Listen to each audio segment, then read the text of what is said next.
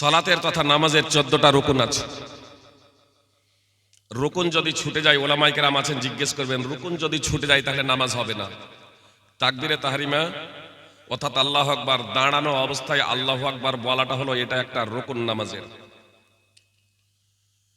ইমাম সাহেব রুকুতে আছেন, আপনি আল্লাহু আকবার বলে রুকুতে চলে গেলেন, দাঁড়িয়ে দাঁড়িয়ে আল্লাহু আকবার কমপ্লিট না করে আল্লাহু আকবার বলে রুকুতে চলে গেলেন, তাহলে এটা কি হলো? রুকুর তাকবীর, মানে তাকবীরে তাহরিমা হলো না। আপনি নামাজ কমপ্লিট করবেন, আপনার নামাজ বাতিল, আপনার অজান্তেই নামাজ বাতিল। বলবেন ফাইজু সাহেব আমরা তো মসলা মাসাইল জানি না। আপনি যে কাজটা করছেন আগে মসলা মাসাইল আপনাকে জানতে হবে।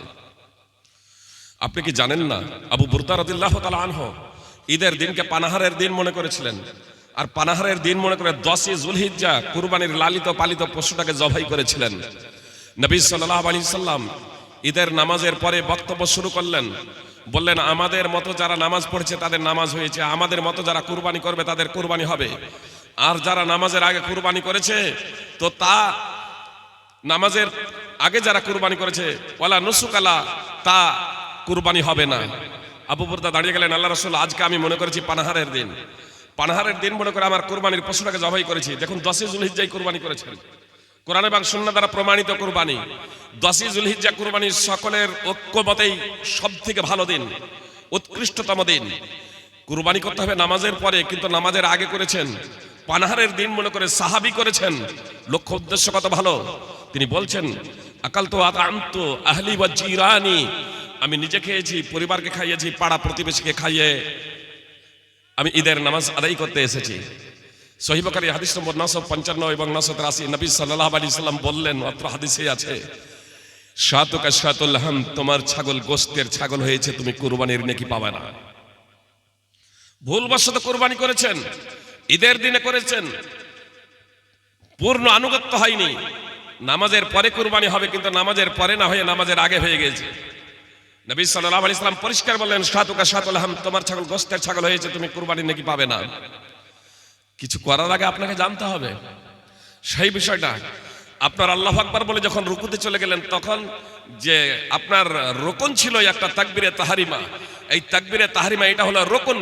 সকলের ঐক্যমতে, সমস্ত আলেমের ঐক্যমতে, হানাফি শাফি মালিকি হাম্বলি এ বিষয়ে কারো কোনো দ্বিমত নেই। দাঁড়ানো অবস্থায়, এর অবস্থান হলো দাঁড়ানো অবস্থায় দাঁড়িয়ে দাঁড়িয়ে আল্লাহু আকবার বলতে হবে। তারপরে ইমাম রুকুতে আছে, তো রুকুর তাকবীর দিয়ে রুকুতে যাবেন, এটা মুস্তাহাব। যদি মনে করেন যে তাকবীরে তাহরিমার পরেই দাঁড়িয়ে দাঁড়িয়ে তাকবীরে তাহরিমা দিলেন, তারপরে রুকুতে চলে গেলেন, সেটা জায়েজ, সেটা জায়েজ নামাজ হয়ে যাবে। কিন্তু আল্লাহু আকবার বলতে বলতে রুকুতে চলে গেলে সেটা তখন আর রুকুর তাকবীর হিসেবে সেটা পরিগণিত হয়ে আপনার তখন নামাজটাই বাতিল হিসেবে গণ্য হবে। ওয়াজিব যদি ছুটে যায় তাহলে সেটা সহসিজদা দিয়ে পূর্ণ হয়, আর যদি রুকুন ছুটে যায় তাহলে সেটা সহসিজদা দিয়ে পূর্ণ হয় না। রুকুন যেমন একটা রাকাতের, যেমন তাকবীরে তাহরিমা রুকুন, রুকুটা হচ্ছে একটা রুকুন। ভুল করে কোনো ব্যক্তি রুকুতে না গিয়ে সাজদায় চলে গিয়েছেন, তাকবীরে তাহরিমার পর যা কিছু পাঠ করার সব পাঠ করেছেন, আর রুকুতে না গিয়ে ভুল করে সাজদায় চলে গিয়েছেন। এবার খেয়াল হচ্ছে যে আমার তো রুকু ছুটে গিয়েছে, আপনি গিয়ে শেষে সহসিজদা দিচ্ছেন, যে না আপনার এই রাকাতটা বাতিল বলে গণ্য, সহসিজদা দিয়ে শেষ করে দিলে আপনার নামাজটাই বাতিল। কি করতে হবে? আপনার রুকুন ছুটেছে, আপনাকে এক রাকাত, এই রাকাতটাকে বাতিল হিসেবে গণ্য করে এক রাকাত আপনাকে আরো আদায় করতে হবে, তারপরে আপনাকে সহসিজদা দিতে হবে। দুই সাজদার মধ্যে, এই দুই তাশাহুদের মধ্যে প্রথম তাশাহুদ হলো ওয়াজিব। যে নামাজে দুটো তাশাহুদ আছে, যেমন মাগরিব, এশা, যোহর, আসর, তো প্রথম তাশাহুদে না বসে, প্রথম কাদায় উলা, প্রথম বৈঠকে না বসে যদি দাঁড়িয়ে যান, এটা যেহেতু ওয়াজিব, বসাটা ওয়াজিব ছিল, দাঁড়িয়ে যাবেন, দাঁড়িয়ে গেছেন ভুল বসত, তাহলে সহসিজদা দিলে হয়ে যাবে। সালামের আগে দুটো সাজদা দিয়ে দেবেন। স্বয়ং রাসূল সাল্লাল্লাহু আলাইহি সাল্লামের এ ধরনের একদিন ঘটনা হয়েছিল, সহিহ বুখারী। তাহলে ওয়াজিব ছুটলে, ওয়াজিব যদি ছুটে যায় তাহলে সহসিজদা দেয়া পূর্ণ হয়ে যায়। মুস্তাহাব সুন্নাত যদি ছুটে যায় তাহলে আপনার সহসিজদার প্রয়োজন নাই। জি, সূরা ফাতিহা পাঠ করে আপনি রুকুতে চলে গিয়েছেন, সূরা ফাতিহার পরে অন্য সূরা পাঠ করা এটা হচ্ছে সুন্নাহ, এটা হচ্ছে মুস্তাহাব। কেউ অন্য সূরা পাঠ না করে আপনার রুকুতে চলে গিয়েছেন, নামাজ হয়ে যাবে, কোনো সহসিজদাও দিতে হবে না। কিন্তু রুকুন এটা হলো অপরিহার্য কর্তব্য, রুকুন বাতিল। রুকুন যদি না হয় তাহলে সেটা হবেই না। তাহলে ঈমানের রুকুন হলো 6টি।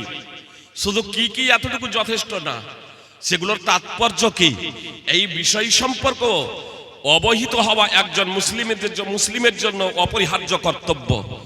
যতক্ষণ পর্যন্ত একটা মানুষ ঈমানের 6টি রুকনের উপরে ঈমান না নিয়ে আসবে, সে সম্পর্কে অবগত না হবে, ততক্ষণ পর্যন্ত তার কোনো আমল আল্লাহ তাআলার দরবারে গৃহীত হবে না। বাহ্যিক দৃষ্টিতে সে মুসলমান হতে পারে, কিন্তু আল্লাহ তাআলার নিকটে সে ঈমানদার মুসলমান হতে পারে না। সুপ্রিয় ভাই এবং বোন, জি, কথা খুব মনোযোগ দিয়ে শুনবেন। কেন এটা জরুরি, আবশ্যিক, কেন আপনি অধ্যয়ন করবেন, কেন আপনি পড়বেন, পড়াশোনা করবেন, কথা একটু হৃদয় থেকে আজকে বুঝার প্রচেষ্টা করেন। আবু হুরায়রা রাদিয়াল্লাহু তাআলা আনহু বর্ণনাকারী, রাসূল সাল্লাল্লাহু আলাইহি ওয়াসাল্লাম মসজিদে বসে আছেন। একজন সাহাবী মসজিদে প্রবেশ করলেন, আর মসজিদে প্রবেশ করে নামাজ পড়লেন। মুহাম্মদ সাল্লাল্লাহু আলাইহি ওয়াসাল্লাম তাকে নামাজ পড়তে দেখলেন। সেই সাহাবী নামাজ পড়ার পরে রাসূল সাল্লাল্লাহু আলাইহি ওয়াসাল্লামকে গিয়ে সালাম দিচ্ছেন। রাসূল সাল্লাল্লাহু আলাইহি ওয়াসাল্লাম সালামের জবাব দিয়ে বলছেন, ইরজিই ফাসাল্লি ফাইন্নাকা লাম তুসাল্লি, ফিরে যাও, নামাজ পড়ো, নামাজই পড়োনি। সেই সাহাবী দ্বিতীয়বার নামাজ পড়লেন। নবী সাল্লাল্লাহু আলাইহি ওয়াসাল্লাম তাকে নামাজ পড়তে দেখলেন, এসে সালাম দিচ্ছেন। আবার রাসূল সাল্লাল্লাহু আলাইহি ওয়াসাল্লাম তাকে বলছেন, ফিরে যাও, নামাজ পড়ো, নামাজই পড়োনি। এইভাবে রাসূল সাল্লাল্লাহু আলাইহি ওয়াসাল্লামের সামনে তিনবার নামাজ পড়লেন সেই সাহাবী। আর প্রত্যেকবারই রাসূল সাল্লাল্লাহু আলাইহি ওয়াসাল্লাম বললেন, ফিরে যাও, নামাজ পড়ো, নামাজই পড়োনি। চতুর্থবারে সেই সাহাবী বলছেন, আল্লাহ রাসূল, এর থেকে ভালো করে আমি নামাজ আদায় করতে জানি না, আমাকে নামাজের প্রশিক্ষণ দিন, আমাকে নামাজের ট্রেনিং দিন। সহিহ বুখারী হাদিস নম্বর 757, সহিহ মুসলিম হাদিস নম্বর 397। রাসূল সাল্লাল্লাহু আলাইহি ওয়াসাল্লামের সাহাবী নামাজ পড়লেন নবী সাল্লাল্লাহু আলাইহি ওয়াসাল্লামের উপস্থিতিতে। আর প্রত্যেকবারই রাসূল সাল্লাল্লাহু আলাইহি ওয়াসাল্লাম বলছেন, তুমি ফিরে যাও, নামাজ পড়ো, নামাজই পড়োনি। মানে তিনবার যে নামাজ পড়ছিলেন সেই নামাজটা বাতিল। রুকুন যথার্থভাবে আদায় না করার কারণে রাসূল সাল্লাল্লাহু আলাইহি ওয়াসাল্লাম সেই নামাজকে বাতিল ঘোষণা করলেন। পরিশেষে রাসূল সাল্লাল্লাহু আলাইহি ওয়াসাল্লাম তাকে নামাজের প্রশিক্ষণ দিলেন। সুপ্রিয় ভাই এবং বোন, এমনও তো আমাদের হতে পারে 30, 40, 50, 60, 70 বছর ধরে নামাজ, রোজা, হজ, যাকাত ইত্যাদি আমরা করছি। আর নামাজ, রোজা, হজ, যাকাত ইত্যাদি করার পরে কবরে যদি আমাদেরকে গিয়ে যদি আপনার মুনকার এবং নাকির দুইজন ফেরেশতা যদি আমাদেরকে যদি বলে দেন, তোমরা যা কিছু করে এসেছো সবই বাতিল, তখন আফসোস করে লাভ হবে না। আফসোস যদি করতে হয় তাহলে এখনই সুযোগ আছে। কি বলছেন? এখন সুযোগ আছে, ওই মরে যাওয়ার পরে নয়। এজন্য কথা খুব মনোযোগ দিয়ে শুনুন। জানি না এটা আপনার কবরে শোনা হবে না, যে কথা খুব মনোযোগ দিয়ে শুনুন। সংস্কার সংশোধনের এখন আমাদের সুযোগ আছে। সুপ্রিয় ভাই এবং বোন, হুযায়ফা রাদিয়াল্লাহু তাআলা আনহু এক ব্যক্তিকে দেখলেন নামাজ পড়ছে। তাকে জিজ্ঞেস করলেন, কতদিন থেকে নামাজ পড়ছো? সে বলল, 40 বছর থেকে নামাজ পড়ছি। মুনযু 40 সানা, 40 বছর থেকে নামাজ পড়ছি। হুযায়ফা রাদিয়াল্লাহু তাআলা আনহু তাকে বললেন, মা সাল্লাইতা মিন 40 সানা, 40 বছর থেকে তুমি এক ওয়াক্তের নামাজ আদায় করো নাই।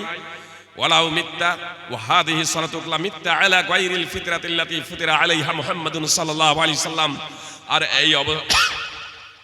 আর এই অবস্থায় যদি তোমার মৃত্যু হয়ে যেত, তাহলে তোমার সেই ফিতরাতের উপরে মৃত্যু হতো না, যার উপরে রাসূল সাল্লাল্লাহু আলাইহি সাল্লামকে সৃষ্টি করা হয়েছে। এইভাবে নামাজ আদায় করতে করতে তোমার যদি মৃত্যু হয়ে যেত, তাহলে সেই ফিতরাতের উপরে তোমার মৃত্যু হতো না, যার উপরে রাসূল সাল্লাল্লাহু আলাইহি সাল্লামকে সৃষ্টি করা হয়েছে। মুসনাদ আহমদ হাদিস নম্বর 23258। হাদিসটি সংক্ষিপ্তভাবে সহিহ বুখারীতে একাধিক জায়গাতে ইমাম বুখারী রাহিমাহুল্লাহ আলাইহি উল্লেখ করেছেন। আসলে সেই ব্যক্তি রুকু এবং সাজদা যথার্থভাবে আদায় করছিল না। রুকুতে যাচ্ছে আর উঠছে, সাজদায় যাচ্ছে আর উঠছে, মানে রুকুন যথাযথভাবে আদায় করছিল না। ফলে হুযায়ফা রাদিয়াল্লাহু তাআলা আনহু বললেন, 40 বছর থেকে তুমি যে নামাজ পড়ছো, এই 40 বছরের নামাজ তোমার বাতিল। আর যদি বলেন এর সাহাবী, তো তার আগের হাদিস আবু হুরায়রা রাদিয়াল্লাহু তাআলা আনহু থেকে বর্ণিত, স্বয়ং আল্লাহর রাসূল সাল্লাল্লাহু আলাইহি সাল্লাম একজন সাহাবীকে বললেন, যে তার সামনে রাসূল সাল্লাল্লাহু আলাইহি সাল্লামের সামনে নামাজ আদায় করেছিল, তুমি নামাজই পড়োনি, পুনরায় নামাজ পড়ো। তিনবার নামাজ পড়াকে, তার নামাজ আদায় করাকে রাসূল সাল্লাল্লাহু আলাইহি সাল্লাম বাতিল বলে আখ্যায়িত করেছেন। এতটা স্পষ্ট হয়ে গেল। শুধু আমার নামাজ পড়লেই হবে না, রোজা রাখলেই হবে না, যাকাত দিলেই হবে না। আমাকে প্রথমত নামাজ কি, জাকাত কি, এটা আমাকে জানতে হবে। সুপ্রিয় ভাই এবং বোন, আসি মূল বিষয়ে দিয়ে আলোচনা করি। আপনাদের সম্মুখে পবিত্র কোরআন থেকে খুতবায়ে মাসনুনার পরে ছোট্ট একটি সূরা তেলাওয়াত করেছি, সূরা আসর, 103 নম্বর সূরা, আয়াত আছে 3টি। আল্লাহ তাআলা সময়ের শপথ করছেন, ওয়াল আসর, সময়ের শপথ। আসরের আবিধানিক অর্থ সময়, কাল, যুগ। অনেক মুফাসসিরিন কিরাম এখানে কাল, যুগ, সময় নিয়েছে। আবার কেউ কেউ আসর বলতে আসরের সালাত তথা আসরের সময় থেকে নিয়ে সূর্য অস্তমিতে যাওয়ার আগে পর্যন্ত এই মুহূর্তকে নিয়েছেন। ফল কথা, সময় হোক, কাল হোক, যুগ হোক, বা এই সংকীর্ণ সময় হোক, আসর থেকে নিয়ে সূর্য অস্তমিতে যাওয়ার আগে পর্যন্ত এ সময়। আল্লাহ তাআলা শপথ করছেন। মূলত শপথ সেই তখনই করা হয় যখন শপথের পরে যে বিষয়টা আলোচনা করা হয় তার গুরুত্ব আরোপের লক্ষ্য এবং উদ্দেশ্য থাকে। তো এখানে দুটো বিষয়, যে বিষয়ের শপথ করা হয় সেই বিষয়টাও গুরুত্বপূর্ণ। সাধারণভাবে আমরা যখন শপথ করি, মাকে আমরা সব থেকে বেশি ভালোবাসি, এই জন্য প্রথমে আমরা বলি মায়ের কিরা, মায়ের শপথ। এটা শিরক, এটা বলা যাবে না। আল্লাহ ছাড়া কারো নামে শপথ করা বৈধ নয়, এটা শিরক। আব্দুল্লাহ ইবনে উমর রাদিয়াল্লাহু তাআলা আনহু এক ব্যক্তিকে দেখলেন মসজিদ হারামের শপথ করছে। তখন তিনি বললেন, আমি নবী সাল্লাল্লাহু আলাইহি সাল্লামকে বলতে শুনেছি, মান হালাফা বিগাইরিল্লাহি ফাকাদ আশরাক, যে ব্যক্তি আল্লাহ ছাড়া কোনো কিছুর শপথ করলো সে শিরক করলো। সুনানে আবি দাউদ হাদিস নম্বর 3251। আমরা আমাদের সৃষ্টির জন্য আল্লাহ ছাড়া কারো জন্য শপথ করা যাবে না, তবে আল্লাহ তাআলা যার ইচ্ছা তিনি শপথ করতে পারেন। আল্লাহ তাআলা এখানে আসরের শপথ করেছেন, সময়ের শপথ করেছেন। শপথের পরে আল্লাহ তাআলা বলছেন, ইন্নাল ইনসানা লাফি খুসর। দুটো তাগিদের শব্দ নিয়ে এসেছেন, বলছেন নিশ্চয়, অবশ্যই সকল মানুষ ক্ষতির মধ্যে রয়েছে। সুপ্রিয় ভাই এবং বোন, আপনাদের একটু দৃষ্টি আকর্ষণ করছি, সামনে এই 2024 আবার ইলেকশন আছে। আপনার বিগত যখন ইলেকশন হয়, আমাদের স্বরাষ্ট্রমন্ত্রী অমিত শাহ পশ্চিম বাংলার মাটিতে এসে বলেছিলেন, আসামে এনআরসি তখন চলছে, পশ্চিম বাংলার মাটিতে এসে বললেন পশ্চিম বাংলাতেও এনআরসি হবে। শুধু এই বাক্যটা বলেছিলেন। অবশ্যই ইদানিং এটা বলতে শুরু করেছেন সিএএ এটা লাগু করব, ইদানিং বলতে শুরু করেছেন আবার সিএএ এটা অবশ্যই বিজেপি ক্ষমতায় এলে লাগু হবে পশ্চিম বাংলার মাটিতে। যখন এনআরসি করব যখন বলেছিল এই পশ্চিম বাংলার মাটিতে, তখন এই পশ্চিম বাংলার কি মুসলমান আর কি অমুসলমান, কে মুসলমান আর কে অমুসলমান, সাবালক সাবালিকা, বৃদ্ধ বৃদ্ধা, যুবক এবং যুবতী, যাদের বিবেক বুদ্ধি আছে, যারা ভালো মন্দ বুঝে, মাত্র ওই শিশু কচিকাঁচা যারা অবুঝ এবং যারা পাগল, এই দুই শ্রেণীর বাদ দিয়ে, এই দুই শ্রেণীর মানুষ বাদ দিয়ে, এক শিশু অবুঝ আর এক যারা পাগল, এরা বাদ দিয়ে এমন কোন মানুষ ছিল যারা স্বরাষ্ট্রমন্ত্রীর কথার কারণে ভীত সন্ত্রস্ত হয় নাই? কি বলছেন?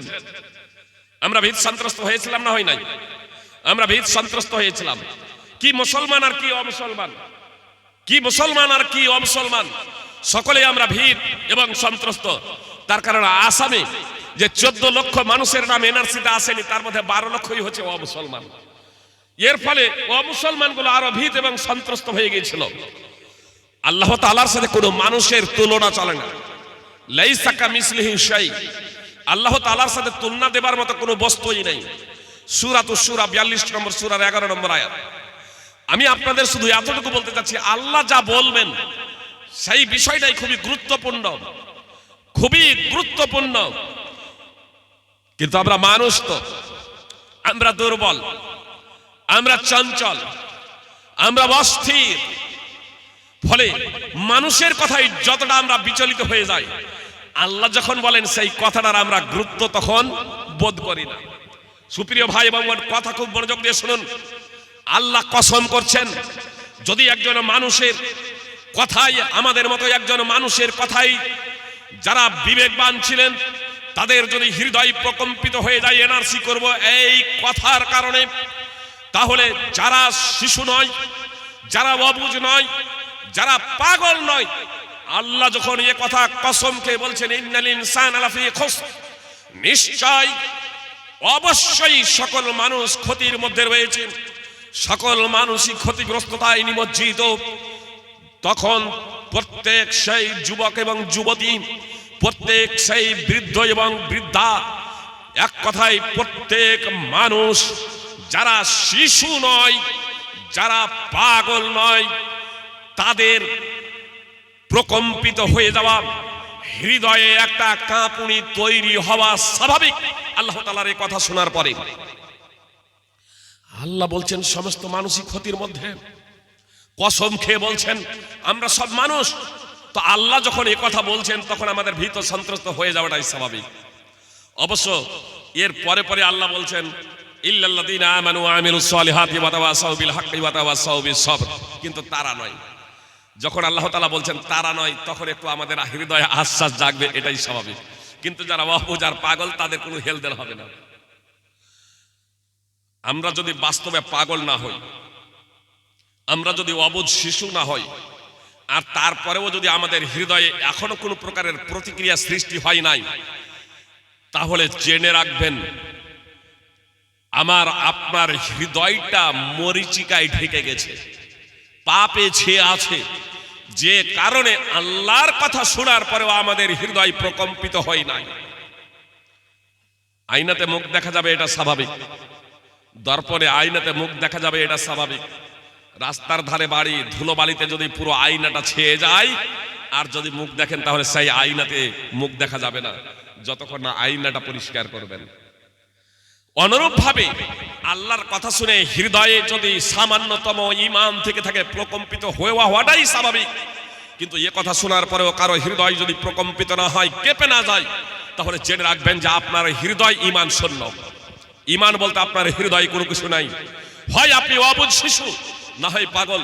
যখন আপনি পাগল নন বলছেন, আপনি অবুঝ শিশুও নন, তাহলে আপনার হৃদয় যদি প্রকম্পিত না হয়, তাহলে আপনি জেনে রাখবেন আপনার হৃদয় ঈমান শূন্য। তওবা করুন, ইস্তেগফার করুন, আল্লাহর দিকে প্রত্যাবর্তন হন, ফিরে আসুন, ফিরে আসুন। সুপ্রিয় ভাই এবং বোন, আল্লাহ তাআলা বলছেন ইন্নাল ইনসানা লাফি খুসর, নিশ্চয়ই সকল মানুষই ক্ষতির মধ্যে রয়েছে, ইল্লাল্লাযীনা আমানু ওয়া আমিলুস সালিহাতি ওয়া তাওয়াসাউ বিল হাক্কি ওয়া তাওয়াসাউ বিস সবর। তারপর আল্লাহ তাআলা বলছেন কিন্তু তারা নয়। যখন তারা নয়, তখন আমাদের একটু আশ্বাস হচ্ছে যে ওই তারার মধ্যে আমাদের নামটা আছে। তো মাধ্যমিকের রেজাল্ট যখন বের হয়, যেদিন রেজাল্ট বের হবে, মাধ্যমিকের রেজাল্ট যেদিন ঘোষণা হয়ে গেল যে দুপুর 12টায় মাধ্যমিকের রেজাল্ট ঘোষণা করা হবে, টিভির পর্দায় মোবাইল হাতে নিয়ে আপনার কে থাকে না বলেন তো? যারা ইন্টারভিউ দেয়, যারা পরীক্ষা দিয়েছে, ছেলে থেকে নিয়ে সচেতন গার্জেন সবাই টিভির পর্দায় দেখি রেজাল্ট, আশা আশা। আর তারপরেও রেজাল্ট যখন বেড়ে যায়, কেউ কেউ আত্মহত্যা করে না? যদি ও সারা জীবন যদি আপনার লিভ টুগেদারে ও যদি ব্যস্ত যদি থাকে, প্রেমিক প্রেমিকায় যদি নিবেদনে যদি পার্কে যদি ঘোরাফেরা করে, পড়াশোনা না করে, তাহলে আত্মহত্যা করবে। এদের জন্য আত্মহত্যার পথ ছাড়া বিকল্প পথ থাকে না। সুপ্রিয় ভাই এবং বোন, তো আল্লাহ তাআলা বলছেন কিন্তু তারা ক্ষতির মধ্যে নেই, তারা ক্ষতির মধ্যে নেই। সুপ্রিয় ভাই এবং বোন, কথা খুব মনোযোগ দিয়ে শুনুন। যদি ওই তারার মধ্যে আমাদের নাম যদি নথিবদ্ধ থেকে থাকে, তাহলে আলহামদুলিল্লাহ। আর যদি তারার মধ্যে আমাদের যদি নাম যদি নথিভুক্ত না থাকে, তারার মধ্যে যদি আমরা থেকে না থাকি, তাহলে ওই তারার মধ্যে আমাদেরকে প্রবেশ হতে হবে। মূলত সালাফি কনফারেন্স এই জন্যই, তারার মধ্যে আমাদেরকে প্রবেশ হতে হবে। তাহলে তারা কারা? যারা ক্ষতিগ্রস্ত নয়। আল্লাহ তাআলা 4টি গুণের কথা উল্লেখ করেছেন, 4টি গুণের কথা উল্লেখ করেছেন। নম্বর 1 ঈমান, নম্বর 2 সৎকর্ম, নম্বর 3 সত্যের এক অপরকে উপদেশ, নম্বর 4 ধৈর্যের এক অপরকে উপদেশ। এই 4টি গুণ যাদের আছে, তারা ক্ষতির মধ্যে নেই। এবার আমরা পর্যালোচনা করব যে এই 4টি গুণ আমাদের মধ্যে আছে না নেই। যদি 4টি গুণে আমরা গুণান্বিত থেকে থাকি, আলহামদুলিল্লাহ। আর যদি এই 4টি গুণ আমাদের মধ্যে না থাকে, তাহলে সেই 4টি গুণকে অর্জন করার জন্য আমরা প্রচেষ্টা করব। প্রথম নম্বর হচ্ছে ঈমান। ঈমানের আপনারা আলোচনায় এখন এইরকম শুনছিলেন সুপ্রিয় ভাই এবং বোন।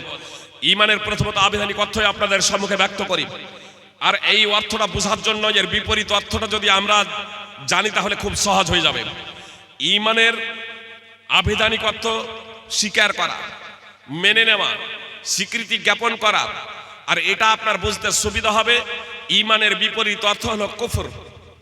কুফর মানে অস্বীকার করা, কুফর মানে প্রত্যাখ্যান করা, কুফর মানে না মানা, কুফর মানে না মানা, কুফর মানে অস্বীকার করা, কুফর মানে প্রত্যাখ্যান করা। তাহলে এর বিপরীত শব্দ কি হবে? স্বীকার করা, স্বীকৃতি জ্ঞাপন করা, মেনে নেওয়া। আল্লাহ আছেন এতটুকু যথেষ্ট না, ইমানের জন্য এতটুকু যথেষ্ট না। সুপ্রিয় ভাই এবং বোন, নাস্তিক্যবাদ দর্শন এটা খুব পুরাতন নয়। আর পৃথিবীতে যত মতবাদ আছে, এই নাস্তিক্যবাদ দর্শন সব থেকে দুর্বলতম মত। কোন নাস্তিককে যদি বলা হয় যে কোন জায়গায় কোন নাস্তিক যদি থাকে, আমি চ্যালেঞ্জ সহকারে বলছি, আর কথা খুব মনোযোগ দিয়ে শুনেন, কথা খুব মনোযোগ দিয়ে শুনবেন, কার সাথে কি আলোচনা, কোন বিষয় নিয়ে আলোচনা করবেন, এটাও প্রথমত একজন আলোচককে, একজন মুনাজিরে ইসলামকে জানতে হবে। শুধু আলোচনা করলে হবে না। সুপ্রিয় ভাই এবং বোন, যে খ্রিস্টানেরা আলোচনা করতে চাই রাফুল আদাইন করা যাবে কি যাবে না, তো খ্রিস্টানের সাথে রাফুল আদাইন করা যাবে কি যাবে না আলোচনা করবেন নাকি? ইহুদি বলছে যে ফরজ নামাজের পরে মোনাজাত করা যাবে কি যাবে না, এই বিষয় নিয়ে আলোচনা করব। তো ইহুদির সাথে এই বিষয় নিয়ে আলোচনা করবেন? যে আরে কার সাথে কথা বলছেন? প্রথমত ও যেহেতু নাস্তিক, তাহলে বিষয় হবে স্রষ্টা আছে কি নাই। প্রথম পয়েন্ট, যতক্ষণ পর্যন্ত এই পয়েন্ট নিয়ে আলোচনা না করছে, অন্য কোনো বিষয় নিয়ে তার সাথে আলোচনা হবে না। মাযহাব মানতে হবে কি হবে না, মুসলিমের সাথে তো এই বিষয় নিয়ে আলোচনা হবে না। যে চারটা মাযহাব মানতে হবে না, ইসলামকে মানতে হবে, এই বিষয় নিয়ে আলোচনা হবে মাযহাবীদের সাথে। রাফুল আদাইন করতে হবে কি হবে না, নামাজের পরে মোনাজাত করতে হবে কি হবে না, ফরজ নামাজের পরে যৌথভাবে এই আলোচনা হবে নামাজীদের সাথে, বেনামাজীদের সাথেও নয়। তো মুসলমান তো দূরের কথা। আলোচ্য বিষয় প্রথম নির্ধারণের দিকে আপনাকে প্রথমত সেই বিষয়টা প্রথমে ভাবতে হবে। সুপ্রিয় ভাই এবং বোন, তো আমি কি বলছিলাম বিষয়টা, ঈমান শুধু বিশ্বাস এতটুকু যথেষ্ট নয়। নাস্তিকবাদ দর্শন সব থেকে দুর্বল। কোন নাস্তিককে যদি বলা হয় এই লাইটটা এখানে আপনা আপনি জ্বলতে শুরু করেছে, কেউ বিশ্বাস যাবে? ও নাস্তিক বলবে আপনি পাগল হয়েছেন নাকি? তো সামান্য যদি এই লাইটটা আপনা আপনি জ্বলতে যদি শুরু যদি না করে, এর জন্য যদি মিস্ত্রির প্রয়োজন হয়, আবিষ্কারের প্রয়োজন হয়, বিদ্যুতের প্রয়োজন হয়, লাইনের প্রয়োজন হয়, তো সূর্য এতদিন থেকে আলো দিয়ে চলেছে, আপনা আপনি হয়ে গেছে। মানুষ অটোমেটিকলি আবিষ্কার হয়ে গেছে, মানুষ অটোমেটিকলি সৃষ্টি হয়ে গেছে, গ্রহ নক্ষত্র সবকিছু অটোমেটিকলি নির্ধারিত কক্ষপথে এরকম ঘুরছে। যে পাগল ছাড়া অন্য কেউ কথা বলতে পারে? সামান্য যদি একটা মোবাইল আপনা আপনি হয়েছে, এটা যদি কেউ বিশ্বাস করতে না পারে, এটা অসম্ভব যে একটা মোবাইল আপনা আপনি আবিষ্কার হয়ে গেছে। তাহলে জগৎ এবং আকাশ এবং এর মাঝে যা কিছু আছে সবকিছু আপনা আপনি হয়ে গেছে। যার মস্তিষ্কে ডিফেক্ট হয়েছে, এই ধরনের ব্যক্তি ছাড়া যে কথা কেউ বিশ্বাস করতে পারে না। সুপ্রিয় ভাই এবং বোন, কথা খুব মনোযোগ দিয়ে বোঝার প্রচেষ্টা করুন। আমি বললাম ঈমান অবশ্যই এতটুকু যথেষ্ট নয়। আল্লাহ আছেন, পবিত্র কোরআন অধ্যয়ন করবেন। মক্কার মুশরিক তথা সারা বিশ্বের মানুষ তখন বিশ্বাস করত সার্বভৌম ক্ষমতার অধিকারী আল্লাহ। আল্লাহ তাআলা মুহাম্মদ সাল্লাল্লাহু আলাইহি ওয়াসাল্লামকে বলেছিলেন, মুহাম্মদ সাল্লাল্লাহু আলাইহি ওয়াসাল্লাম, তুমি মুশরিকদের জিজ্ঞেস করো, কাফেরদের জিজ্ঞেস করো, আকাশ ও পৃথিবী কে সৃষ্টি করেছে? সূর্য চন্দ্রকে কে বশীভূত করে দিয়েছে? কে নিয়ন্ত্রণ করে? সার্বভৌম ক্ষমতার অধিকারী কে? রিজক দাতাকে, জীবন দাতাকে, মরণ দাতাকে? তারা বলবে আল্লাহ। অবশ্যই তিনি হলেন আল্লাহ। সূরা মুমিনুন 23 নম্বর সূরার 84 থেকে 89 নম্বর আয়াত, সূরা আনকাবুত 29 নম্বর সূরার 61 থেকে 63 নম্বর আয়াত, সূরা লোকমান 31 নম্বর সূরার 25 নম্বর আয়াত, সূরা জুমার 39 নম্বর সূরার 38 নম্বর আয়াত। প্রচুর আয়াত আছে পবিত্র কোরআনে এই প্রসঙ্গে। দুঃখজনক হলেও চরম সত্য, তাওহীদ এবং ঈমান প্রসঙ্গে পবিত্র কোরআনের 1/3 জুড়ে রয়েছে। সুপ্রিয় ভাই এবং বোন, আর সবথেকে আলোচনা কম হয় এই বিষয়ে। আপনার জালসাই বলুন, সাধারণভাবে এরকম প্রোগ্রাম, সেমিনার, সম্মেলনে বলুন, তাওহীদ এবং ঈমানের প্রসঙ্গে, আকীদার প্রসঙ্গে সবথেকে কম আলোচনা হয়। আর এজন্য আজ মুসলিমরা নিজেদেরকে মুসলিম বলার পরেও মুশরিকে পরিণত হয়ে গেছে। তারা বুঝতেই পারে নাই, তারা বুঝতেই পারে নাই। বর্তমানের অধিকাংশ মুসলিমকে যদি তৎকালীন মুশরিকরা দেখতো, তাহলে তারা লজ্জাবোধ করতো, এরা আবার কোন ধরনের মুসলমান। জি, মুশরিকরা বলছে সার্বভৌম ক্ষমতার অধিকারী একমাত্র আল্লাহ। আল্লাহ এমনকি তারা যখন মহা বিপদে পড়তো একমাত্র আল্লাহকেই ডাকতো। আল্লাহ তাআলা বলছেন ওয়াইদা মাসাকুমুদ দুরু ফিল বাহরি মান যাল্লা তাদউনাহু ইল্লা ইয়্যাহ ওয়াইদা মাসাকুমুদ দুরু ফিল বাহরি যাল্লা মান তাদউনাহু ইল্লা ইয়্যাহ ফালাম্মা নাজ্জাকুম ইলাল বাররি আরাজতুম। সূরা বনী ইসরাঈল 17 নম্বর সূরার 67 নম্বর আয়াত। আল্লাহ বলছেন যখন সমুদ্রে তোমাদেরকে বিপদ স্পর্শ করে তখন তোমাদের মন থেকে আল্লাহ ছাড়া সবকিছু হারিয়ে যায়। আল্লাহ ছাড়া তখন আর তোমাদেরকে উদ্ধারকর্তা বলে মনে হয় না। যখন সমুদ্রে তোমরা মহা বিপদে পড়ো তখন তোমরা তোমাদের দেবী দেবতাকে আর আহ্বান করো না, তোমাদের সুপারিশ কর্তাদের আহ্বান করো না, তোমাদের লাত মানাত উজ্জা তখন তোমাদের মন থেকে হারিয়ে যায়। আল্লাহ ছাড়া যাদেরকে তোমরা উদ্ধারকর্তা পরিত্রাণকারী হিসেবে গণ্য করতে, অভিভাবক হিসেবে গণ্য করতে, তাদের কাছে তোমরা প্রার্থনা করো না, তখন ডাকো কেবল একমাত্র আল্লাহকে। আর যখন আল্লাহ তোমাদেরকে স্থলভাগে পৌঁছে দেন, মুক্তি দেন, তখন তোমরা আবার বিমুখ হয়ে যাও। আরে ইকরিমা বিন আবু জাহাল, আবু জাহালের পুত্র, ইসলামের শত্রু আবু জাহাল, আবু জাহালের পুত্র ইকরিমা 21 বছর ধরে ইসলামের বিরুদ্ধাচরণ করেছিল। মক্কা বিজয় হলো, আর মক্কা বিজয়ের সময় রাসূল সাল্লাল্লাহু আলাইহি সাল্লাম ওই অপরাধীদের ক্ষমা করে দিয়েছিলেন। 2 জন মহিলা এবং 4 জন পুরুষ ছাড়া, 2 জন মহিলা এবং 4 জন পুরুষ ছাড়া রাসূল সাল্লাল্লাহু আলাইহি সাল্লাম সবাইকে ক্ষমা করে দিয়েছিলেন। যারা মুহাম্মদ সাল্লাল্লাহু আলাইহি সাল্লামকে মক্কা ত্যাগ করতে বাধ্য করেছিল, যারা মুহাম্মদ সাল্লাল্লাহু আলাইহি সাল্লামকে মদিনায় হিজরত করতে বাধ্য করেছিল, যারা অনেক নিরীহ মুসলিমদের শহীদ করে দিয়েছিল, মুহাম্মদ সাল্লাল্লাহু আলাইহি সাল্লাম ঘোষণা দিলেন তোমাদেরকে ক্ষমা করে দেওয়া হলো, তোমাদেরকে ক্ষমা করে দেওয়া হলো, তোমাদের কোনো প্রকারের ভর্ৎসনা করা হবে না, তোমাদের অতীতের অপরাধকে কেন্দ্র করে তোমাদের কোনো প্রকারের ভর্ৎসনা করা হবে না, তোমাদের কোনো প্রকারের কটূক্তি করা হবে না, তোমাদেরকে ছেড়ে দেওয়া হলো। আল্লাহ তোমাদের ক্ষমা করুক। আল্লাহ অত্যন্ত দয়াশীল। মুহাম্মদ সাল্লাল্লাহু আলাইহি সাল্লাম যখন এই ক্ষমা প্রদর্শনের বাণী মুখে উচ্চারণ করলেন, আবু হুরায়রা রাদিয়াল্লাহু তাআলা আনহু তিনি প্রত্যক্ষদর্শী, তিনি বলছেন যে মুশরিকরা নিজেদের অপরাধকে স্মরণ করে নিজেদের ঘরে প্রবেশ করে দরজা জানলা বন্ধ করে দিয়েছিল। মুহাম্মদ সাল্লাল্লাহু আলাইহি সাল্লামের ক্ষমা বাণী শুনে তারা যখন ঘর থেকে বের হচ্ছে তখনও তাদের চোখে এবং মুখে উদাসীনতার ছাপ, যেন হাসরের ময়দানে কবর থেকে বের হচ্ছে। ফাদাখালু ফিল ইসলাম, কালেমায়ে শাহাদাত পাঠ করে তারা মুসলমান হয়ে গিয়েছিল। ইমাম বাইহাকির সুনানুল কুবরা হাদিস নম্বর 18275। সুপ্রিয় ভাই এবং বোন, কিন্তু ইকরিমাকে তো আল্লাহ রাসূল সাল্লাল্লাহু আলাইহি সাল্লাম ক্ষমা করেন নাই। এই ইকরিমা তিনি পালিয়ে গেলেন শাম দেশের দিকে, নৌকায় আরোহণ করেছেন। যখন নৌকায় আরোহণ করেছেন, নৌকা নদীর একটু ভিতরে গিয়েছে, নদীর তীর ছেড়ে ভিতরে যখন গিয়েছে বিশাল ঝড়ের কবলে পড়েছে নৌকা। তখন নৌকার যারা নাবিক ছিল, মাঝি, তারা বলছে আখলিসু ফা ইন্না আলিহাতাকুম লা তুগনি আনকুম শাইয়ান হাবুদা। এখন তোমরা বিশুদ্ধ অন্তঃকরণে, খাঁটি অন্তঃকরণে একমাত্র আল্লাহকে ডাকো। তার কারণে এই মহাবিপদে আল্লাহ ছাড়া তোমাদেরকে উদ্ধার করতে পারবে না, একমাত্র আল্লাহই উদ্ধার করবেন।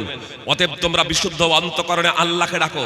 তোমাদের দেবী দেবতা, প্রতিমা, লাত মানাত উজ্জা, তারা বিন্দু মাত্র এই মহাবিপদে উপকার করতে পারে না। ইকরিমার হৃদয়ে এ নাবিক মাঝিদের কথা দাগ কেটে গেল। আরে যেদিকে মুহাম্মদ সাল্লাল্লাহু আলাইহি সাল্লাম 21 বছর ধরে দাওয়াত দিচ্ছেন, যেদিকে আহ্বান করছেন, এ আমার সহজাতি, আমার সহজাতি, আমার ধর্মের লোকেরা এই মহাবিপদে বলছে নাকি? আমি যার বিরুদ্ধাচরণ করে এসেছি 21 বছর ধরে, সেই কথাটাই মুহাম্মদ সাল্লাল্লাহু আলাইহি সাল্লাম যে কথাটা বলেছিলেন, সেই কথাটাই তো আমার ধর্মের লোকেরা, আমার স্বজাতির লোকেরা বলছে। এই মহাবিপদে সমুদ্রের মাঝে যদি আল্লাহ ছাড়া কেউ উদ্ধার করতে না পারে, আল্লাহ ছাড়া কেউ যদি মুক্তি দিতে না পারে, আমার দৃঢ় বিশ্বাস এই মহাবিপদে যিনি উদ্ধার করেন, স্থলভাগে তিনি উদ্ধার করেন, মুক্তি দেন। আল্লাহর কাছে অন্তর থেকে অঙ্গীকারবদ্ধ হচ্ছে, আল্লাহ এই যাত্রায় যদি আমি বেঁচে যাই, আর সামদেশ না, সিরিয়া না, আমি ফিরে যাব মুহাম্মদ সাল্লাল্লাহু আলাইহি সাল্লামের নিকটে। আমি জানি মুহাম্মদ সাল্লাল্লাহু আলাইহি সাল্লাম অত্যন্ত ক্ষমাশীল, পরম দয়ালু। আমি মুহাম্মদ সাল্লাল্লাহু আলাইহি সাল্লামের হাতে হাত রেখে কালেমায়ে শাহাদাত পাঠ করে মুসলমান হয়ে যাব। আবু জাহেলের পুত্র ওই যাত্রায় বেঁচে যাচ্ছে ইকরিমা। এই ইকরিমা আর সিরিয়া নয়, ফিরে আসছে মুহাম্মদ সাল্লাল্লাহু আলাইহি সাল্লামের নিকটে। মুহাম্মদ সাল্লাল্লাহু আলাইহি সাল্লাম করুণার পাত্র, তিনি ক্ষমা করে দিচ্ছেন, কালেমায়ে শাহাদাত পাঠ করে মুসলমান হয়ে যাচ্ছে।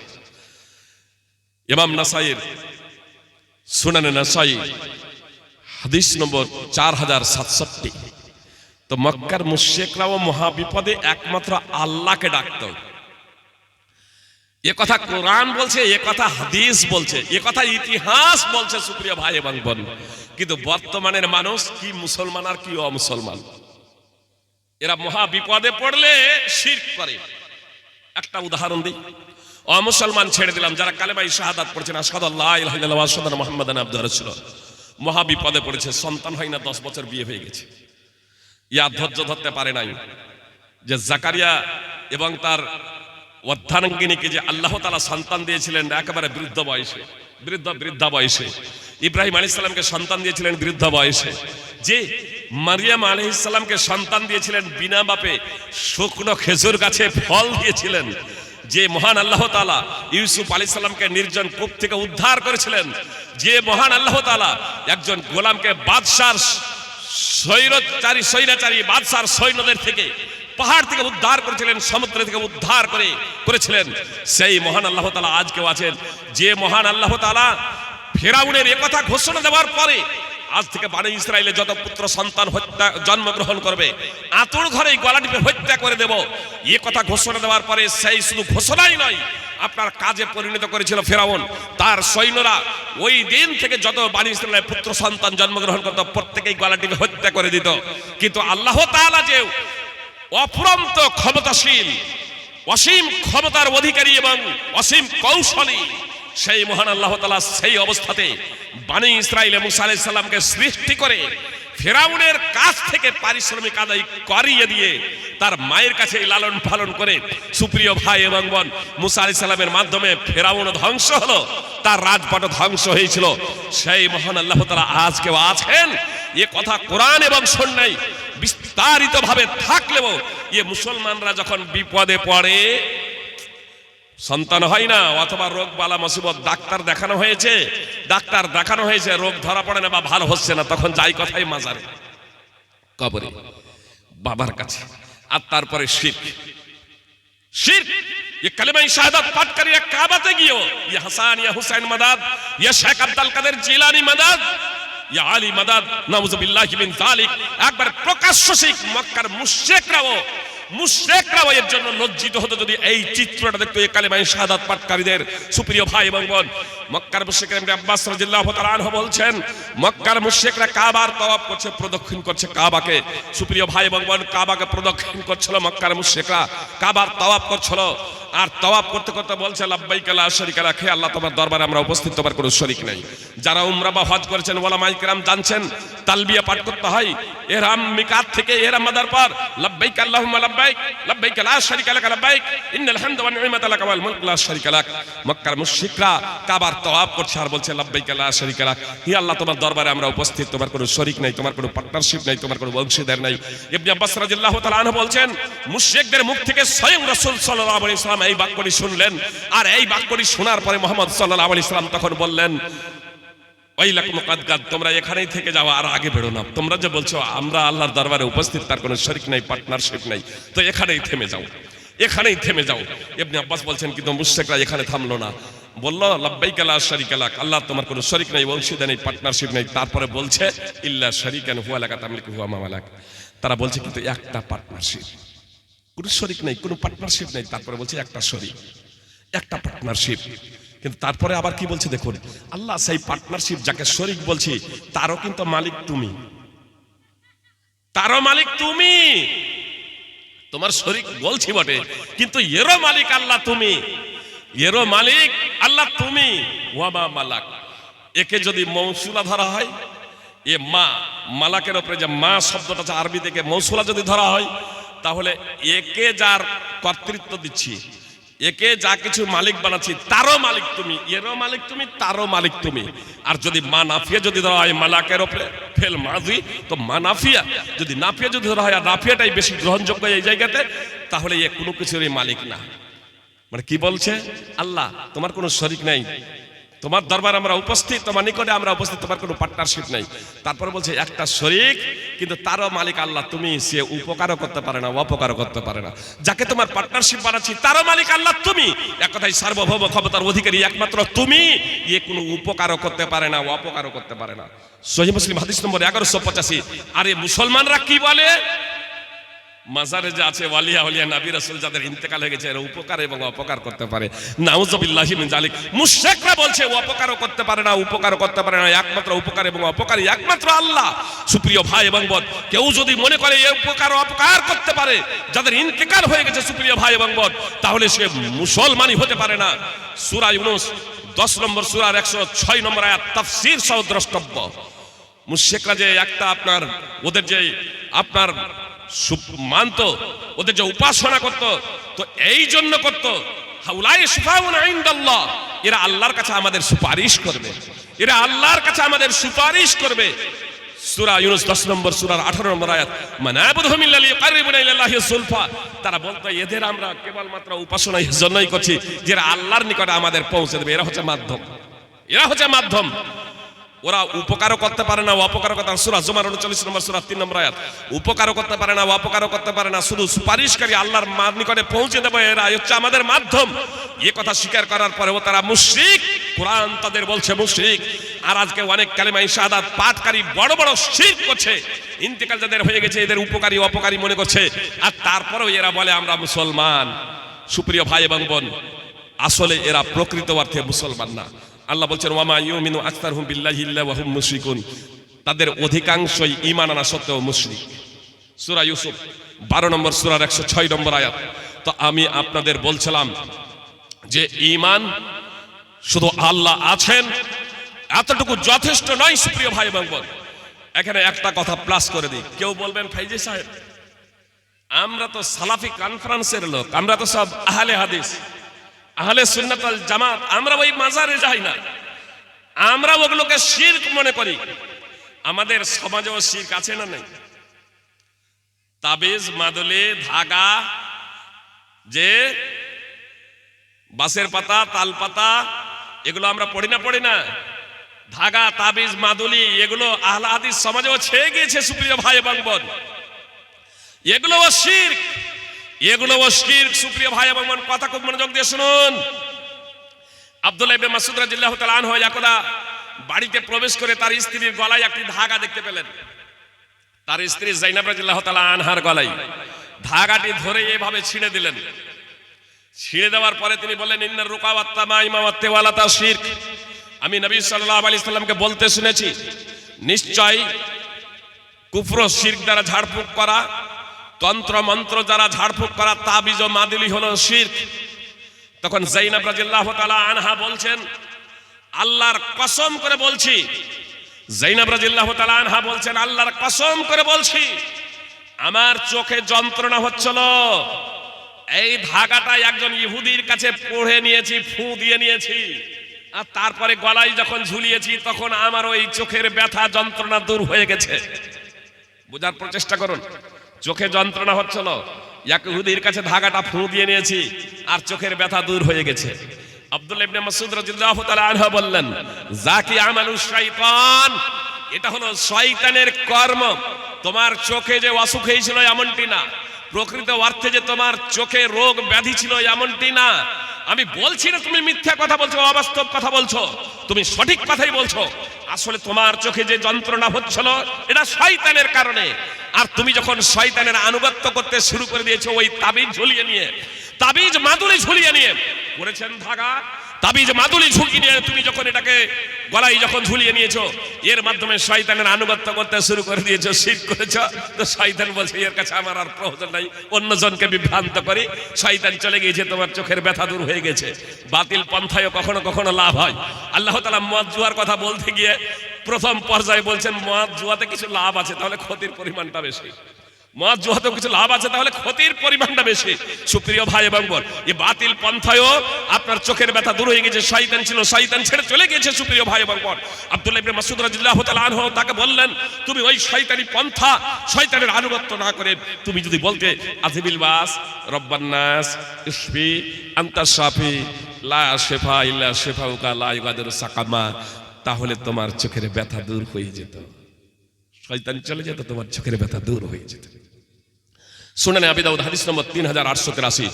সুপ্রিয় ভাই এবং বোন, তাহলে আহলে হাদিস সমাজেও কিছু শিরক আছে। কেউ বলবে ভাই কাজী সাহেব আমিরা ওই তাবিজ মাদুলি এসব করি না।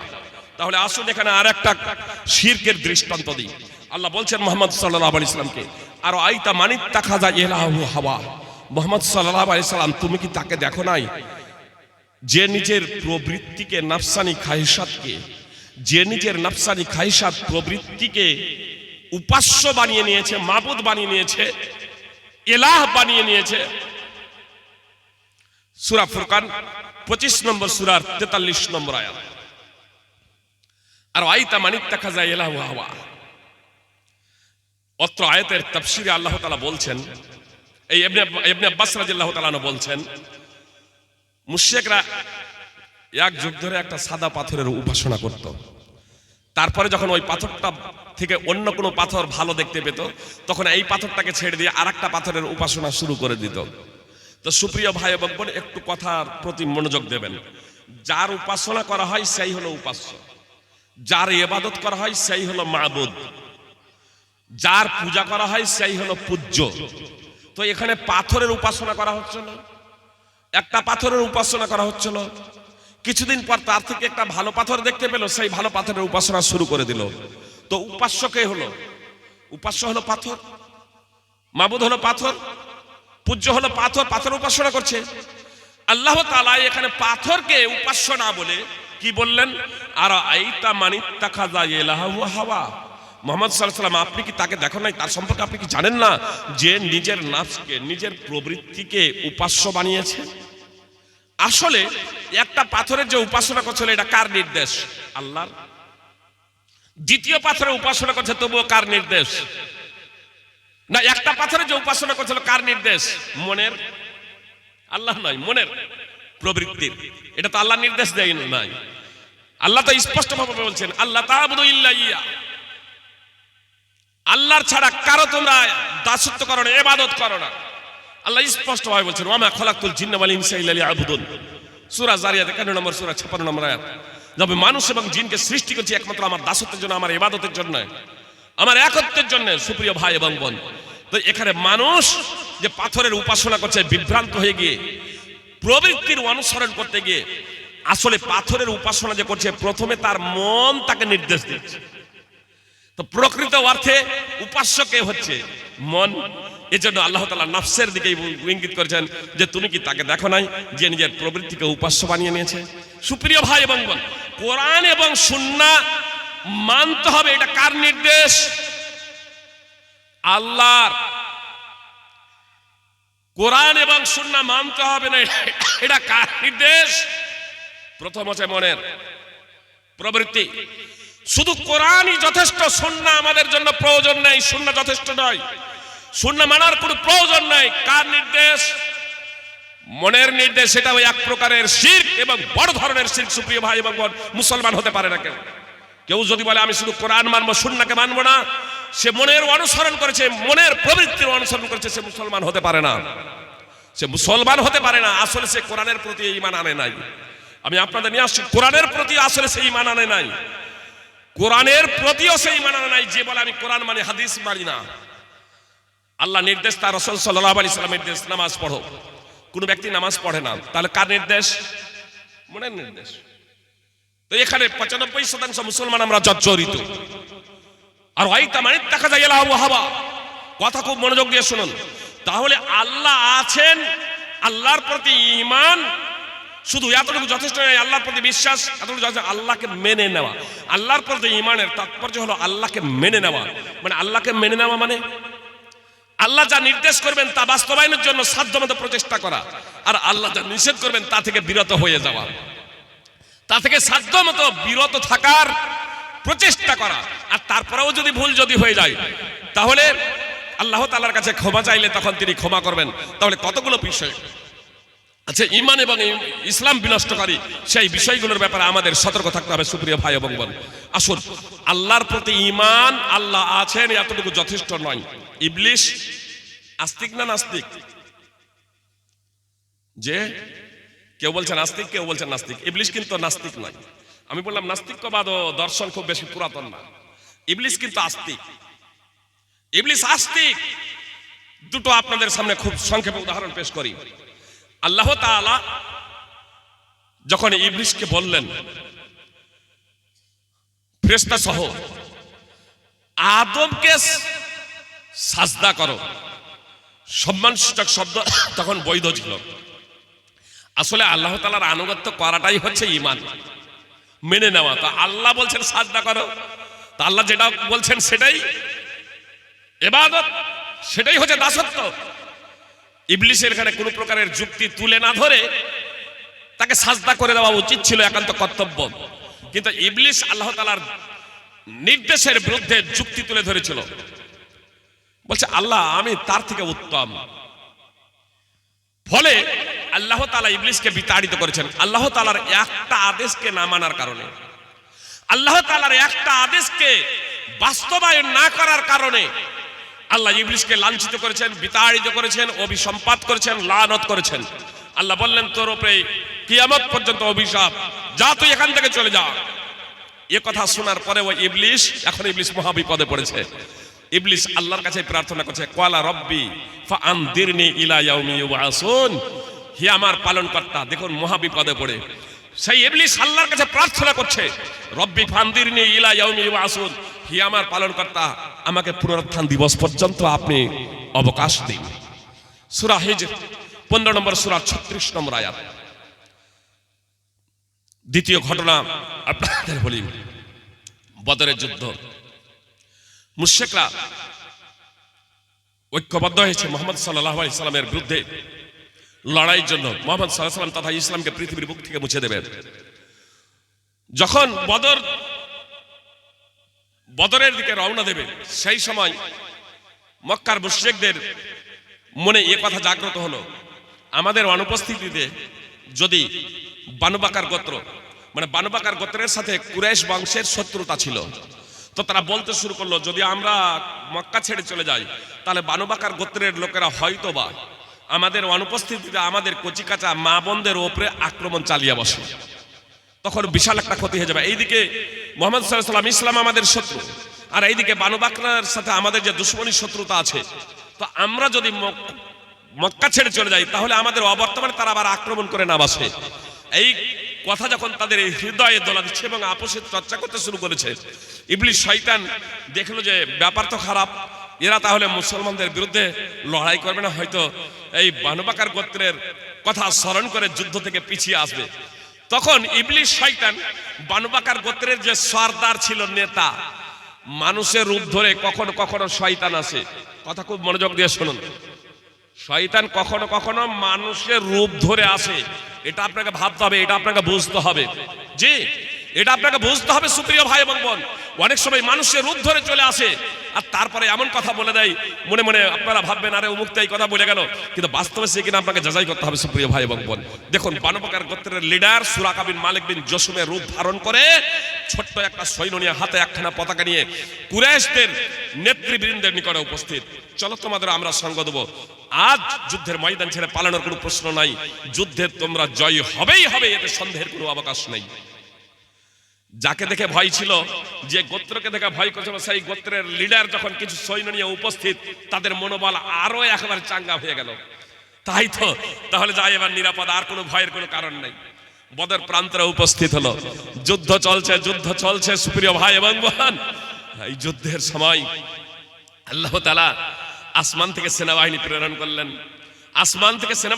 করলেন। মুসলিমদের সৈন্য সংখ্যা খুবই কম, প্রায় 315 জন।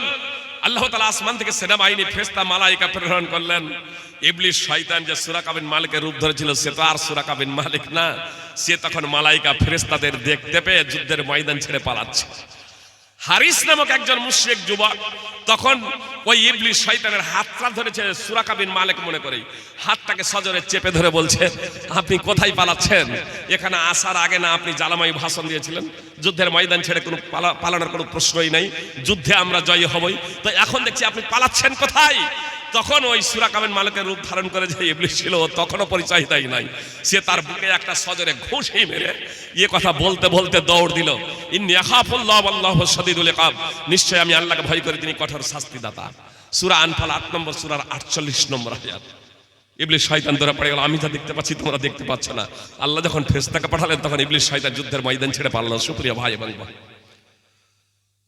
তো মানুষের রূপ ধরে ইবলিস শয়তান সূরা কাবের মালিকের রূপ ধরে, মানুষের রূপ ধরে, বানু বকর গোত্রের লিডারের রূপ ধরে এসেছিল। কেউ বলতে পারেন, এখানে প্রশ্ন করতে পারেন, ফাইজি সাহেব যখন ইবলিস বলছে আল্লাহকে ভয় করে তিনি কঠোর শাস্তিদাতা, তাহলে তিনি ঈমান নিয়ে আসছেন না কেন, আত্মসমর্পণ করছেন না কেন?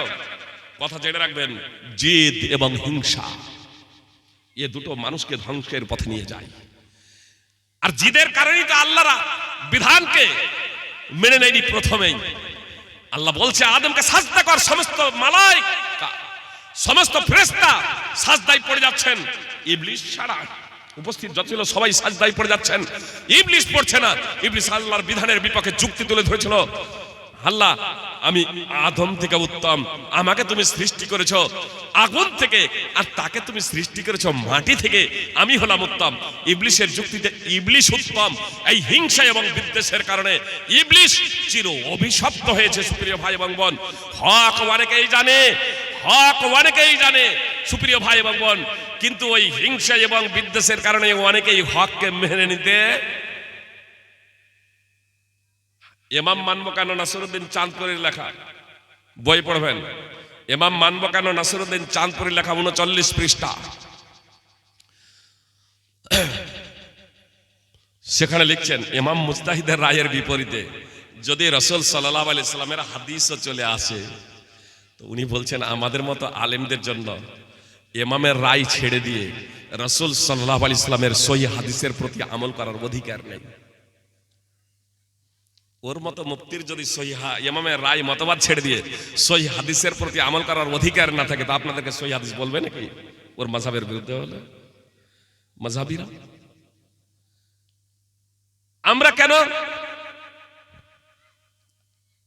আমরা আমাদের যেহেতু নেতা হচ্ছেন, আমাদের যেহেতু ইমাম হচ্ছেন মুহাম্মদ সাল্লাল্লাহু আলাইহি সাল্লাম, কোরআন এবং সুন্নাহর বিপরীতে যারই কথা আসবে সেই কথা নর্দমায় ছুঁড়ে ফেলবো। আর যার কথা কোরআন এবং সুন্নাহর সাথে মিলে যাবে, হানসে ইমাম আবু হানিফা রাহিমাহুল্লাহ, ইমাম শাফি, ইমাম মালিক, ইমাম আহমদ বিন হাম্বল। সুপ্রিয় ভাই এবং বোন, কথা খুব মনোযোগ দিয়ে শুনবেন। অনেকেই বলেন ফাইজি সাহেব ইমামদের মানে না। জি, ফাইজি সাহেব ইমামকে মানেন নাই। আমি তখন বলি মাযহাবীদেরও যে আপনার থেকে আমি বেশি ইমামকে মানি। ইমাম আবু হানিফা রাহিমাহুল্লাহ বলেছেন, তেলাওয়াত করে, ইমামতি করে, আজান দিয়ে, কোরআনের শিক্ষা দিয়ে টাকা নেওয়া হারাম। আজ পর্যন্ত কেউ আমাকে বলতে পারবে না কোন জায়গায় ইমামতি দিয়ে, আজান দিয়ে টাকা নিয়েছি, শিক্ষকতা করে টাকা নিয়েছি। সুপ্রিয় ভাই এবং বোন, এমনকি জালসাতেও যাই, সম্মেলনেও যাই, খুশি করে কেউ দিলে সেটা গ্রহণ করি, কখনো 1 পয়সা কারো কাছে আমি চেয়ে নেই নাই। জি, 2005 থেকে এই মঞ্চে বিভিন্ন জায়গায় ঘুরি, ইমাম আবু হানিফা বলেছেন হারাম। ইমাম আবু হানিফার ফতোয়া এসব মুফতিরা আর মানেন না, তখন তারাই নিজেরাই বড় মুফতি। ইমাম আবু হানিফার এই ফতোয়া মানা যাবে না। জি, ইমাম আবু হানিফার সব কথা এজন্যই আমি মানি না। উমদাতুর রিয়ায়া 8ম পৃষ্ঠায় আছে, ইমাম আবু হানিফা বলছেন আমার তাকলিদ করে না, তো আমি তার অন্ধ অনুসরণ করি না। তার কথা যে কোরআন এবং সুন্নাহর সাথে মিলে যায় সেই কথাগুলো মেনে চলে। সুপ্রিয় ভাই এবং বোন, ফল কথা ইমাম আবু হানিফা, ইমাম মালিক, ইমাম শাফি, ইমাম আহমদ বিন হাম্বল রাহিমাহুমুল্লাহর যে কথাগুলো কোরআন সুন্নাহর সাথে মিলে যায় সেগুলোকে গ্রহণ করি, আর যা কোরআন এবং সুন্নাহর পরিপন্থী তা ছেড়ে দেই। কোরআন এবং সুন্নাহকে আমরা আঁকড়ে ধরি। সুপ্রিয় ভাই এবং বোন, তো বলছিলাম শুধু আল্লাহর প্রতি ঈমান এতটুকু যথেষ্ট নয় যে আল্লাহ আছেন। তাহলে কেমন ঈমান হওয়া চাই? কেমন ঈমান হওয়া চাই? সুপ্রিয় ভাই এবং বোন, এই কেমন ঈমান হওয়া চাই এর আগে আপনাদের বলি, প্রথমত ঈমানের রকম 6টি। বিস্তারিত ব্যাখ্যা এবং বিশ্লেষণ দেওয়া সম্ভব না, বিস্তারিত ব্যাখ্যা বিশ্লেষণ দেওয়া সম্ভব না। আমি শুধু মসজিদের যারা ইমাম আছেন, মাদ্রাসার যারা শিক্ষক আছেন তাদের বলবো, কচি কাচারা যে মসজিদে পড়তে আসে, আকীদা সম্পর্কিত বই অবশ্যই তাদেরকে পড়াবেন। যদি তাদেরকে আকীদা সম্পর্কিত বই যদি আমরা পড়াতাম, তাহলে মুসলমানদের আজকে এই দুরবস্থা হতো না। আজকে যে 95% মুসলমান বেনামাজি, এর অন্যতম কারণ হলো তারা আকীদা সম্পর্কে সচেতন নয়, ঈমান সম্পর্কে সচেতন নয়। এজন্য আপনাকে আকীদা এবং ঈমান সম্পর্কে সচেতন করতে হবে। একটা মানুষের আকীদা এবং ঈমান যদি সঠিক না হয়, তাহলে সেই মানুষটা মুসলমান হওয়ার পরেও চুরি করতে পারে, সেই মানুষটা মুসলমান হওয়ার পরেও সুদ খেতে পারে, সেই মানুষটা নিজেকে মুসলমান দাবি করার পরেও আপনার বেনামাজি হতে পারে, মুসলমান হওয়ার পরেও জিনা ব্যভিচার করতে পারে, মুসলমান হওয়ার পরেও বাদ্যযন্ত্র ইত্যাদি করতে পারে। কিন্তু তার হৃদয়ে যদি ঈমানটা যদি থেকে থাকে, তার হৃদয়ে যদি আকীদা যদি সঠিক যদি থেকে থাকে, তাহলে সেই মানুষটা তখন চুরি করতে গিয়ে ভয় করে, সেই মানুষটা মিথ্যা কথা বলতে গিয়ে প্রকম্পিত হয়ে যায়, সেই মানুষটা সুদ খেতে গিয়ে 100 বার ভাবে, সেই মানুষটা ঘুষ নিতে গিয়ে 1000 বার ভাবে, সেই মানুষটা তখন পণ নিতে গিয়ে 1000 বার ভাবে। এর পরিণতি অত্যন্ত ভয়াবহ হতে পারে। এজন্য তখন সে ভাবে, তার জন্য নামাজ তখন খুবই হালকা হয়ে যায়, রোজা খুব হালকা হয়ে যায়। দ্বীনে ইসলামকে বাস্তবায়ন আল্লাহ এবং তার রাসূল সাল্লাল্লাহু আলাইহি সাল্লাম যা নির্দেশ করেছেন তা বাস্তবায়ন করা খুব সহজ হয়ে যায়। আর যা থেকে নিষেধ করেছেন তা থেকে বিরত থাকাটাও খুব সহজ হয়ে যায়।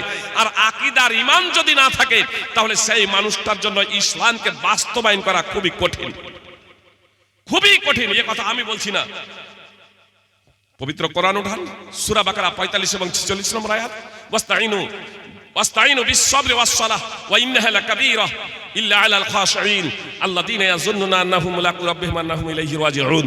আল্লাহ বলছেন তোমরা সবর ও সালাত, ধৈর্য এবং নামাজের মাধ্যমে সাহায্য প্রার্থনা করো। তারপরে আল্লাহ তাআলা বলছেন নামাজ খুবই ভারী, নিশ্চয়ই নামাজ খুবই ভারী। তো নামাজ যদি ভারী হয় পারবে কেউ?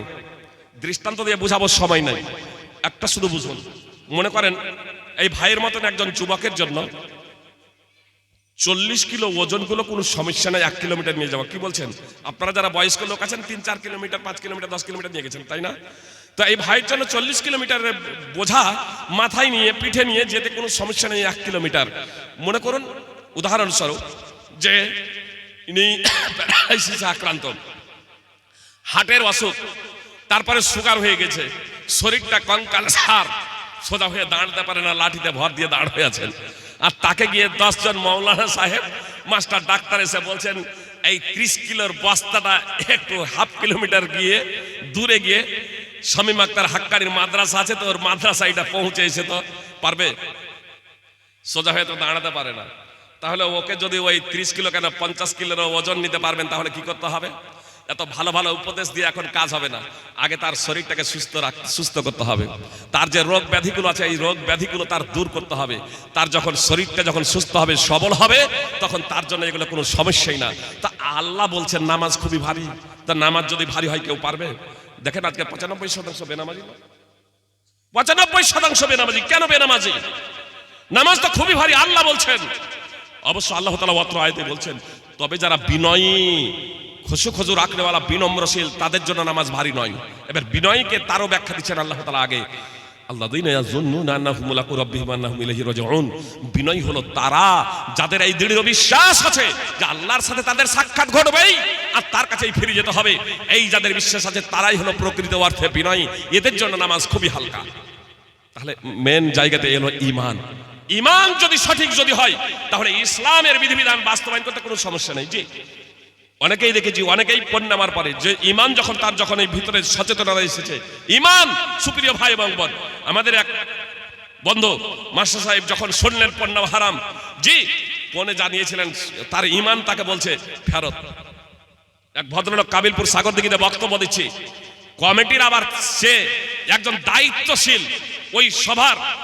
আমি যখন এই পণ নিয়ে সেদিন যখন আলোচনা করলাম প্রথমত ঈমান নিয়ে, তারপরে ওই রাত্রেই ওর শ্বশুরের কাছে গিয়ে বলছে যে আমি যা বিয়েতে নিয়েছিলাম পরিশোধ করার ক্ষমতা নেই, আমাকে ক্ষমা করে দেন।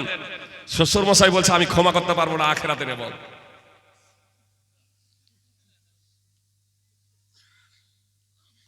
আমাকে এসে বলছে ফাইজি সাহেব এই ব্যাপার, আমার যা আসবাবপত্র আছে আমি সকাল হলেই আমি বিক্রয় করে আমার শ্বশুরকে পরিশোধ করবো, আমি আখিরাতে মূল্য চুকাতে পারবো না, পরিশোধ করতে পারবো না। সুপ্রিয় ভাই এবং বোন, আসলে ঈমান যতক্ষণ পর্যন্ত না থাকবে, একটা হৃদয়ে মানুষের দ্বারা সমস্ত পাপ করা সহজ, তাহলে ঈমান, প্রথমত ঈমানটা কি?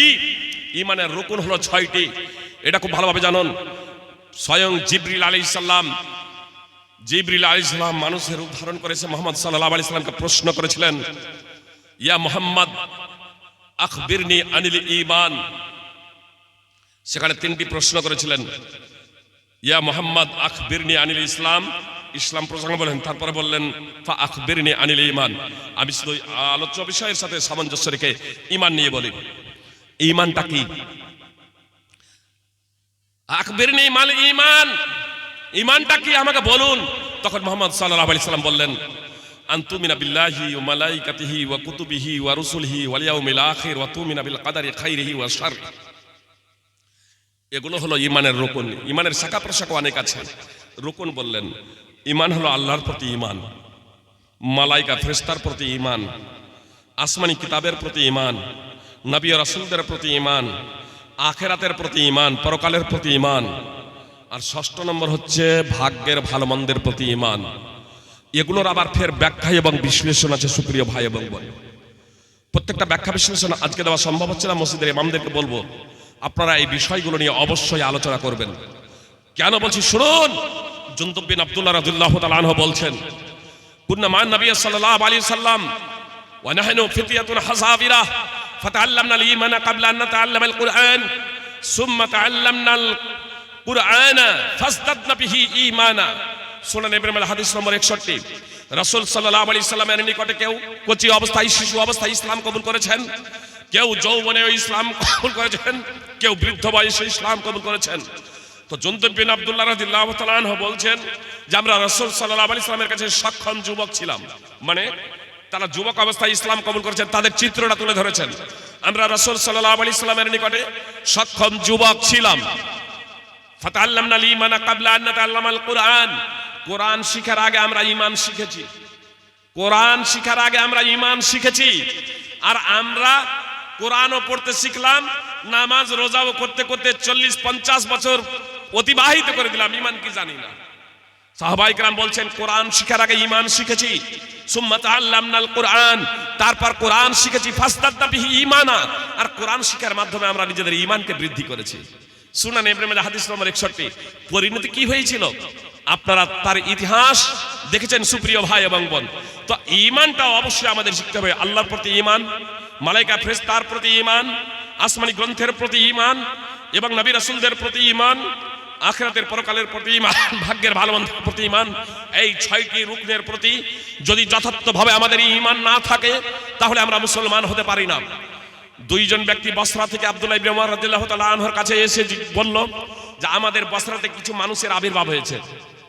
তারা বলছে তারা কোরআন পড়ে, তারা কোরআন পড়ে, তারা জ্ঞান চর্চা করে, তারা জ্ঞান চর্চা করে, কোরআন পড়ে, কিন্তু তারা বলে তাকদীর বলতে কোনো কিছু নেই, তাকদীর বলতে কোনো কিছু নেই। পৃথিবীতে যা কিছু ঘটছে পূর্ব পরিকল্পনা ছাড়াই অটোমেটিকলি এ সব কিছু হতে আছে। তাকদীর বলতে, ভাগ্য বলতে কোনো কিছু নাই, পূর্ব থেকে কোনো কিছু নির্ধারিত নাই। আব্দুল্লাহ ইবনে উমর রাদিয়াল্লাহু তাআলা আনহু বললেন আল্লাহর কসম করে বলছি তাদেরকে গিয়ে বলবেন। আব্দুল্লাহ ইবনে উমর বললেন তাদেরকে গিয়ে বলবেন তাদের সাথে আমার কোনো সম্পর্ক নেই আর তাদেরও আমার সাথে কোনো সম্পর্ক নেই। এ কথা কেন বললেন সুপ্রিয় ভাই এবং বোন? সারা পৃথিবীর মুসলমান আপোষে ভাই ভাই। ইন্নামাল মুমিনুনা ইখওয়া, সূরা 49, হুজরাত সূরা নম্বর 49 আয়াত নম্বর 10। সারা পৃথিবীর মুসলমান আপোষে ভাই ভাই। কিন্তু আব্দুল্লাহ ইবনে উমর যারা তাকদীরকে মানে না তাদের প্রসঙ্গে এই কথা কেন বললেন তাদের সাথে আমাদের সম্পর্ক নেই, আমার সম্পর্ক নেই, আর আমারও তাদের সাথে কোনো সম্পর্ক নেই, তাদেরকে জানিয়ে দেবে। আল্লাহর কসম করে বলছি আব্দুল্লাহ ইবনে উমর রাদিয়াল্লাহু তাআলা আনহু বলছেন তারা যদি আল্লাহর পথে উহুদ পাহাড়ের সমপরিমাণ সোনা খরচ করে, উহুদ পাহাড়ের সমপরিমাণ সোনা খরচ করে। সুপ্রিয় ভাই এবং বোন, আপনাদের যে এই গ্রাম, কি গ্রাম এটা? গৌরীপুর মন্ডলপাড়া। কয় কিলোমিটার নিয়ে আছে গ্রামটা? 2 কিলোমিটার। মানে দৈর্ঘ্য প্রস্থে এর থেকে বড় আপনার উহুদ পাহাড়, এর থেকে কয়েকটা গ্রামের সমান আর বিশাল উঁচু। আব্দুল্লাহ ইবনে উমর রাদিয়াল্লাহু তাআলা পড়ছেন সেই উহুদ পাহাড়ের সমপরিমাণ যদি সোনা খরচ করে কেউ, উহুদ পাহাড়ের সমপরিমাণও কেউ যদি সোনা খরচ করে আল্লাহর পথে, আর তারা যদি বলে তাকদীর বলতে কোনো কিছু নেই, তাহলে ততক্ষণ পর্যন্ত তাদের সোনা আল্লাহর পথে খরচ করা আল্লাহ কবুল করবেন না, যতক্ষণ না তারা তাকদীরের প্রতি ঈমান আনয়ন করবে। তাকদীরের প্রতি ঈমান আনয়ন করা একটা হলো রুকন। 5টা রুকনের উপরে যদি আপনার ঈমান থাকে, একটা রুকনের প্রতি ঈমান না থাকে, এই হাদিস দ্বারা বোঝা গেল তাহলে আপনি মুসলমান না, তাহলে আপনি ঈমানদার না। আপনাকে ইসলামী যে ঈমানের যে রুকনগুলো আছে অবশ্যই যথাযথভাবে জানতে হবে সুপ্রিয় ভাই এবং বোন। তাকদীরের ভালো মন্দ সহিহ বুখারী হাদিস নম্বর সহিহ মুসলিম হাদিস নম্বর 8 এবং সুনানে আবি দাউদ হাদিস নম্বর 4695। অবশ্য লাস্টের ওয়া তুমিনু বিল কদরি খাইরিহি ওয়া শাররিহি, ভাগ্যের ভালো মন্দর প্রতি ঈমান, এই অংশটুকু ছাড়া বুখারী, সুনানে নাসাই বিভিন্ন হাদিস গ্রন্থেই আছে। সহিহ বুখারী হাদিস নম্বর 50 এবং 4777, সুনানে নাসাই হাদিস নম্বর 4990।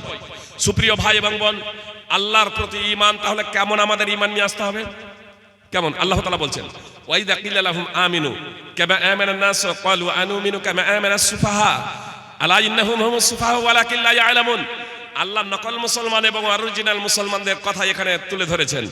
নকল মুসলমানদেরকে যখন বলা হয়, মুনাফিকদের যখন বলা হয় ওয়াইদা কিলা লাহুম, নকল মুসলমান মুনাফিকদের যখন বলা হয় কামা আমানান নাস, তোমরা ঈমান আনয়ন করো, ওয়াইদা কিলা লাহুম আমিনু কামা আমানান নাস, নকল মুসলমানদের যখন বলা হয় তোমরা ঈমান আনো যেমন ঈমান এনেছে সাহাবায়ে কেরাম রাদিয়াল্লাহু তাআলা আনহুম। ক্বালু, তখন ওই নকল মুসলমানরা বলে, মুনাফিকরা বলে আনুমিনু কামা আমানাস সুফাহা, অরিজিনাল মুসলমানদের তারা বলে নির্বোধ, বলছে আমরা ঈমান নিয়ে আসবো যেমন নির্বোধেরা ঈমান নিয়ে এসেছে। আজকেও দেখছেন না অনেক মুসলমান তারা মনে মনে ভাবে যে নামাজ, রোজা, হজ, যাকাত ইত্যাদি যারা পড়ে, যারা কোরআন এবং সুন্নাহ অধ্যয়ন করে, যারা মাদ্রাসায় পড়ে, যারা আলেম হয়, সবাই না। কিছু কিছু মুসলমান যারা নিজেদেরকে আধুনিক মনে করে, তারা মনে ভাবে যে আমরা খুব শিক্ষিত, আমরাই হলাম বুদ্ধিমান, এরা হলো নির্বোধ, এরা দুনিয়া বলতে কোনো কিছু বুঝে নাই, এরা দুনিয়াকে জানে না, এরা হচ্ছে নির্বোধ। আমরা দিনও অর্জন করি, দুনিয়াও অর্জন করি। সুপ্রিয় ভাই এবং বোন, তাদের ধারণাতে দিনকে প্রাধান্য দিয়ে, বস্তুবাদিতাকে প্রাধান্য দিয়ে, আখিরাতকে শেষ করে দিয়ে তারা নিজেদের বুদ্ধিমান মনে করে। আল্লাহ ওই নকল মুসলমানদের যখন বললেন সাহাবাদের মতো ঈমান নিয়ে এসো, তো নকল মুসলমানরা সাহাবাদের বলতো আমরা কি ঈমান নিয়ে আসবো নির্বোধদের মতো? তো আল্লাহ তাআলা বললেন জেনে রাখো ওই নকল মুসলমানরাই আসলে নির্বোধ, কিন্তু তারা বুঝতে পারে না। সূরা বাকারা 2 নম্বর সূরার 13 নম্বর আয়াত আল্লাহ তাআলা বলছেন, কথা খুব মনোযোগ দিয়ে শুনুন, ফাইন আমানু বিমিসলি মা আমানতুম বিহি ফাকাদ ইহতাদাউ ওয়া ইন তাওয়াল্লাউ ফাইন্নামা হুম ফি শিকাক, যদি তারা তোমাদের মতো ঈমান নিয়ে আসে তাহলে তারা হেদায়েত প্রাপ্ত হবে, সৎ পথের পথিক হবে, আর যদি বিমুখ হয় তবে তো তারা রয়েছে কেবল বিরোধিতায়। সুপ্রিয় ভাই এবং বোন, অত্র আয়াতে আল্লাহ তাআলা স্পষ্টভাবে বললেন যদি তারা তোমাদের মতো ঈমান নিয়ে আসে তাহলে হেদায়েত প্রাপ্ত হবে। তারা বলতে কারা আর তোমাদের বলতে কারা, এই দুটো শব্দ বুঝে নিন। তারা বলতে কারা আর তোমাদের বলতে কারা। এই কোরআনের আয়াত যখন অবতীর্ণ হয় তখন যারা ঈমান নিয়ে এসেছিলেন তাদের কি বলা হয়? সাহাবা। তো সাহাবারা হলেন তোমাদের। সেই সময় যারা ইহুদি, খ্রিস্টান, অগ্নি পূজক, মুশরিক তথা মুসলমান ছিলেন এবং কিয়ামতের আগে পর্যন্ত যত মানুষ জন্মগ্রহণ করবে এরা সবাই হলো তারা। আমরাও কিন্তু তারার অন্তর্ভুক্ত। এ তারাদের ঈমান কখন গ্রহণযোগ্য হবে? এ তারারা কখন হেদায়েত প্রাপ্ত হবে? এ তারারা কখন সৎপথ প্রাপ্ত হবে? আল্লাহ তাআলা স্পষ্টভাবে বলছেন যখন তোমাদের মতো ঈমান আনয়ন করবে, অর্থাৎ সাহাবায়ে কেরামদের মতো। তাহলে আমাদের ঈমানটাকে সাহাবায়ে কেরাম রাদিয়াল্লাহু তাআলা আনহুমদের ঈমানের সাথে মূল্যায়ন করতে হবে। সুপ্রিয় ভাই এবং বোন, সাহাবায়ে কেরাম রাদিয়াল্লাহু তাআলা আনহুমদের ঈমানকে কোষ্টি পাথর হকের মানদণ্ড হিসেবে পরবর্তীদের জন্য, অমুসলমান তথা পরবর্তীদের জন্য যারা মুসলমান যারা হবে, ঈমানদার যারা হবে, নিজেদেরকে ঈমানদার বলবে, মুসলমান বলবে, তাদের ঈমানটাকে সাহাবায়ে কেরাম রাদিয়াল্লাহু তাআলা আনহুমদের ঈমানের সাথে মাপতে হবে। সুপ্রিয় ভাই এবং বোন, তাদের মতো ঈমান আনয়ন করতে হবে, তাহলে আমরা হেদায়েত প্রাপ্ত হব। আর যদি তাদের মতো আমরা যদি ঈমান আনয়ন যদি না করি তাহলে আমরা বিভ্রান্ত এবং পথভ্রষ্ট হয়ে যাব। সুপ্রিয় ভাই এবং বোন, এই প্রসঙ্গে সূরা নিসা 4 নম্বর সূরা 115 নম্বর আয়াত এবং সূরা তওবা 9 নম্বর সূরার 100 নম্বর আয়াত তাফসীর সহ দ্রষ্টব্য। সুপ্রিয় ভাই এবং বোন, প্রথম নম্বর আল্লাহ তাআলা বললেন ঈমান। কথা খুব মনোযোগ দিয়ে শুনুন, আরো কয়েকটা বিষয় আছে, এই জন্য এই বিষয়টাকে এখানে শেষ করে দিচ্ছি। সকল মানুষই ক্ষতির মধ্যে রয়েছে, তবে তারা নয় যারা ঈমান এনেছে। নম্বরে 1, ইমানের ব্যাখ্যা ছিল, পূর্ণ ব্যাখ্যা বিশ্লেষণ আর এখন দেওয়া সম্ভব না। ইমান, শুধু আপনাদের এতটুকু বলি যে আল্লাহর প্রতি ইমানের তাৎপর্য, এটাকে যদি যথাযথভাবে মূল্যায়ন যদি কোথাও, এটা পারিভাষিক আবেদনিক অর্থ ছিল ইমান, শুধু স্বীকার করা, মেনে নেওয়া, স্বীকৃতি জ্ঞাপন করা। কিন্তু পারিভাষিক অর্থে এই ইমানের তাৎপর্য হলো অন্তরের সত্যায়ন, মুখের স্বীকারোক্তি, অঙ্গ প্রত্যঙ্গ দ্বারা বাস্তবায়ন। এই বিষয়টি যদি যথার্থভাবে বুঝতে হয় তাহলে আপনাকে সূরা বাকারা 2 নম্বর সূরার 143 নম্বর আয়াত অধ্যয়ন করতে হবে। মুহাম্মদ সাল্লাল্লাহু আলাইহি সাল্লাম 16-17 মাস মসজিদে আকসার দিকে, বাইতুল মাকদিসের দিকে মুখ করে নামাজ পড়ছিলেন মদিনায় গিয়ে। অতঃপর মসজিদে হারামের দিকে মুখ করে নামাজ পড়ার নির্দেশ প্রদান করা হলে কিছু সাহাবায়ে কেরাম এই কথা বলতে শুরু করলেন। রাসূল সাল্লাল্লাহু আলাইহি সাল্লামকে জিজ্ঞাসা করলেন, যারা ওই মসজিদে আকসার দিকে মুখ করতে করতে মৃত্যুবরণ করছেন তাদের পরিণতি কি হবে? সেই প্রেক্ষাপটে আল্লাহ তাআলা আয়াত অবতীর্ণ করলেন, সূরা বাকারা 2 নম্বর সূরা 143 নম্বর আয়াত, ওয়ামা কানাল্লাহু লিউযিয়া ঈমানাকুম, আল্লাহ তাআলা তোমাদের ঈমানকে বিনষ্ট করবেন না। প্রশ্ন ছিল নামাজ প্রসঙ্গে। মসজিদে আকসার দিকে মুখ করে যে নামাজ আদায় করা হয়েছে তার পরিণতি কি হবে, সেই নামাজগুলোর কি হবে, এবং ওই অবস্থায় নামাজ পড়তে পড়তে যারা মৃত্যুবরণ করছে তাদেরই বা পরিণতি কি হবে? তা আল্লাহ তাআলা নামাজকে এখানে, সালাতকে এখানে ঈমান দিয়ে আখ্যায়িত করছেন।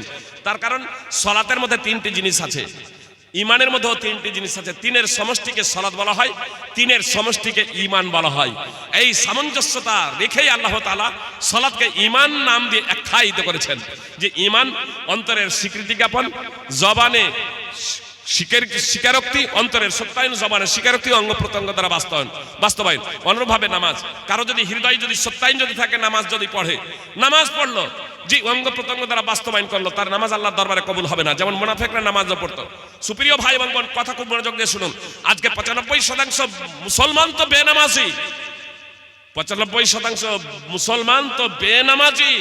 সুপ্রিয় ভাই এবং বোন, মক্কার যারা মুশরিক, মদিনার যারা নকল মুসলমান ছিল, যারা মুনাফিক, তারাও আপনার 5 ওয়াক্তের বেনামাজি ছিল না। সূরা নিসা 4 নম্বর সূরা 142 নম্বর আয়াত দেখবেন, 5 ওয়াক্তের বেনামাজি নকল মুসলমানরাও ছিল না। তারাও নামাজ পড়তো, দিনে পড়তো, যোহর, আসর, মাগরিবে নামাজ পড়তো।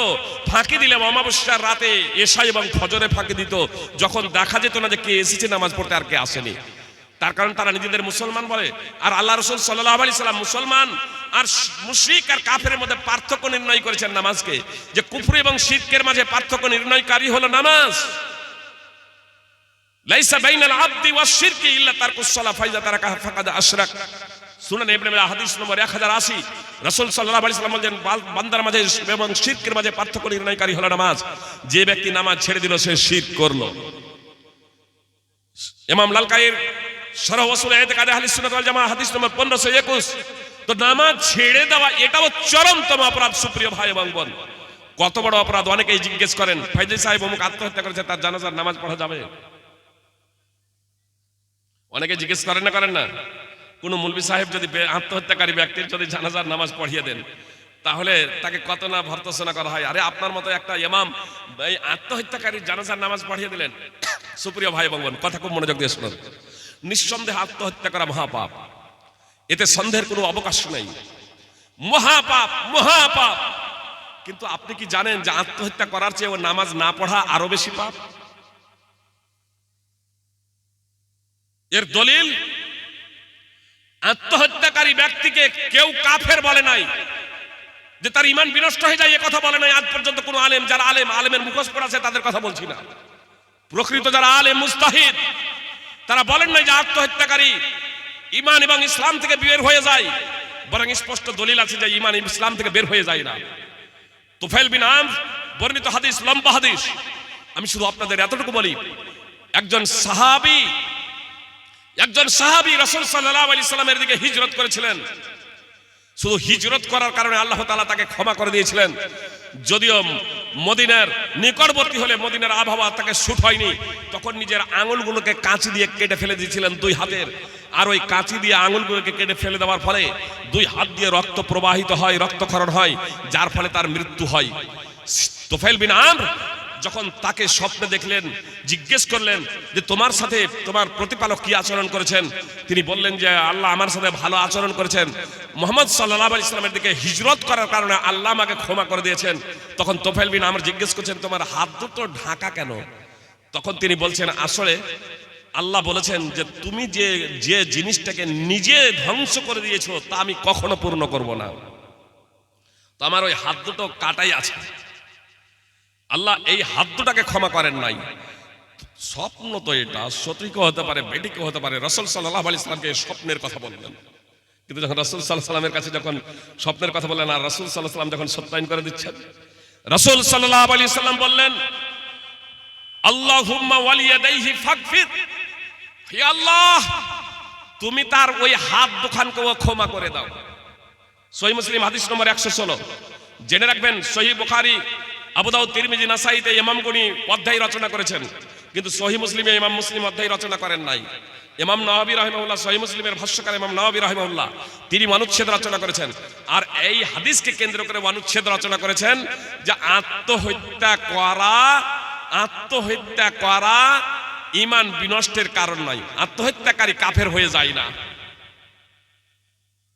আপনারা কি বোঝা গেল? আত্মহত্যা করেছেন তার জন্য আল্লাহ রাসূল সাল্লাল্লাহু আলাইহি ওয়াসাল্লাম ক্ষমা প্রার্থনা করেছেন। আত্মহত্যাকারী ব্যক্তির আল্লাহ রাসূল জানাজার নামাজ আদায় করেন নাই। আত্মহত্যাকারী ব্যক্তির জানাজার নামাজ আদায় করেন নাই। যেমন কেউ ঋণগ্রস্ত হয়ে মারা গেলে রাসূল সাল্লাল্লাহু আলাইহি ওয়াসাল্লাম তার জানাজার নামাজ আদায় করতেন না। এক কথায় কেউ যদি অপরাধী হয়ে মারা যেতেন তার জানাজার নামাজ আল্লাহ রাসূল সাল্লাল্লাহু আলাইহি ওয়াসাল্লাম আদায় করতেন না, কিন্তু সাহাবায়ে কেরামদের বলতেন তোমরা আদায় করে নাও। সুপ্রিয় ভাই এবং বোন, কিন্তু বেনামাজির জানাজা না রাসূল সাল্লাল্লাহু আলাইহি ওয়াসাল্লাম আদায় করেছেন আর না রাসূল সাল্লাল্লাহু আলাইহি ওয়াসাল্লাম বেনামাজির জন্য ক্ষমা প্রার্থনা করেছেন। আর এজন্যই সৌদি ফতোয়া কমিটির মুফতিগণ বলছেন কেউ যদি নামাজ না পড়ে তার ঈমান এবং ইসলাম বিনষ্ট হয়ে যাবে, কাফের হয়ে যাবে। যদিও আমাদের দেশের অনেক উলামায়ে কেরাম এবং আল্লামা নাসরুদ্দিন আলবানী রাহিমাহুল্লাহ বলছেন যদি অস্বীকার যদি না করে, সুস্থ অবহেলার কারণে যদি নামাজ যদি না পড়ে তাহলে সে কুফরি করলো, সে শিরক করলো, সে মহাপাপ করলো। কিন্তু তিনজন ইমাম বলছেন শাস্তি স্বরূপ তাকে হত্যা করা হবে, পৃথিবীতে বেঁচে থাকার অধিকার নেই। ইমাম আহমদ ইবনে হাম্বল, ইমাম শাফি, ইমাম মালিক রাহিমাহুল্লাহ আর ইমাম আবু হানিফা রাহিমাহুল্লাহ বলছেন যে ততদিন পর্যন্ত তাকে জেলে বন্দী রাখতে হবে যতদিন না তওবা করে নামাজ পড়বে। পৃথিবীতে বিচরণ করার বেনামাজির অধিকার নেই। মানে মদ পান করে 40 করে খাওয়ার পরে বিচরণ করতে পারেন, চুরি করবেন, হাত কাটা যাবে, ইসলামী শাসন ক্ষমতা থাকলে আপনি পৃথিবীতে বিচরণ করতে পারেন, কিন্তু বেনামাজি হয়ে বিচরণ করার অধিকার নাই। তিনজন ইমাম বলছেন তাদেরকে হত্যা করতে হবে, তওবা করে 3 দিন সময় দিতে হবে। তওবা করে নামাজ পড়লে ঠিক আছে, অন্যথায় হত্যা করতে হবে। এত বড় যেখানে অপরাধ সুপ্রিয় ভাই এবং নামাজ না পড়াটা, সেখানে আমাদের ঘরে ঘরে বেনামাজি আর আল হাদিস বলে আমরা দাবি করছি, এটা হয় কি করে? প্রকৃত আসলে আপনি আল হাদিস নন।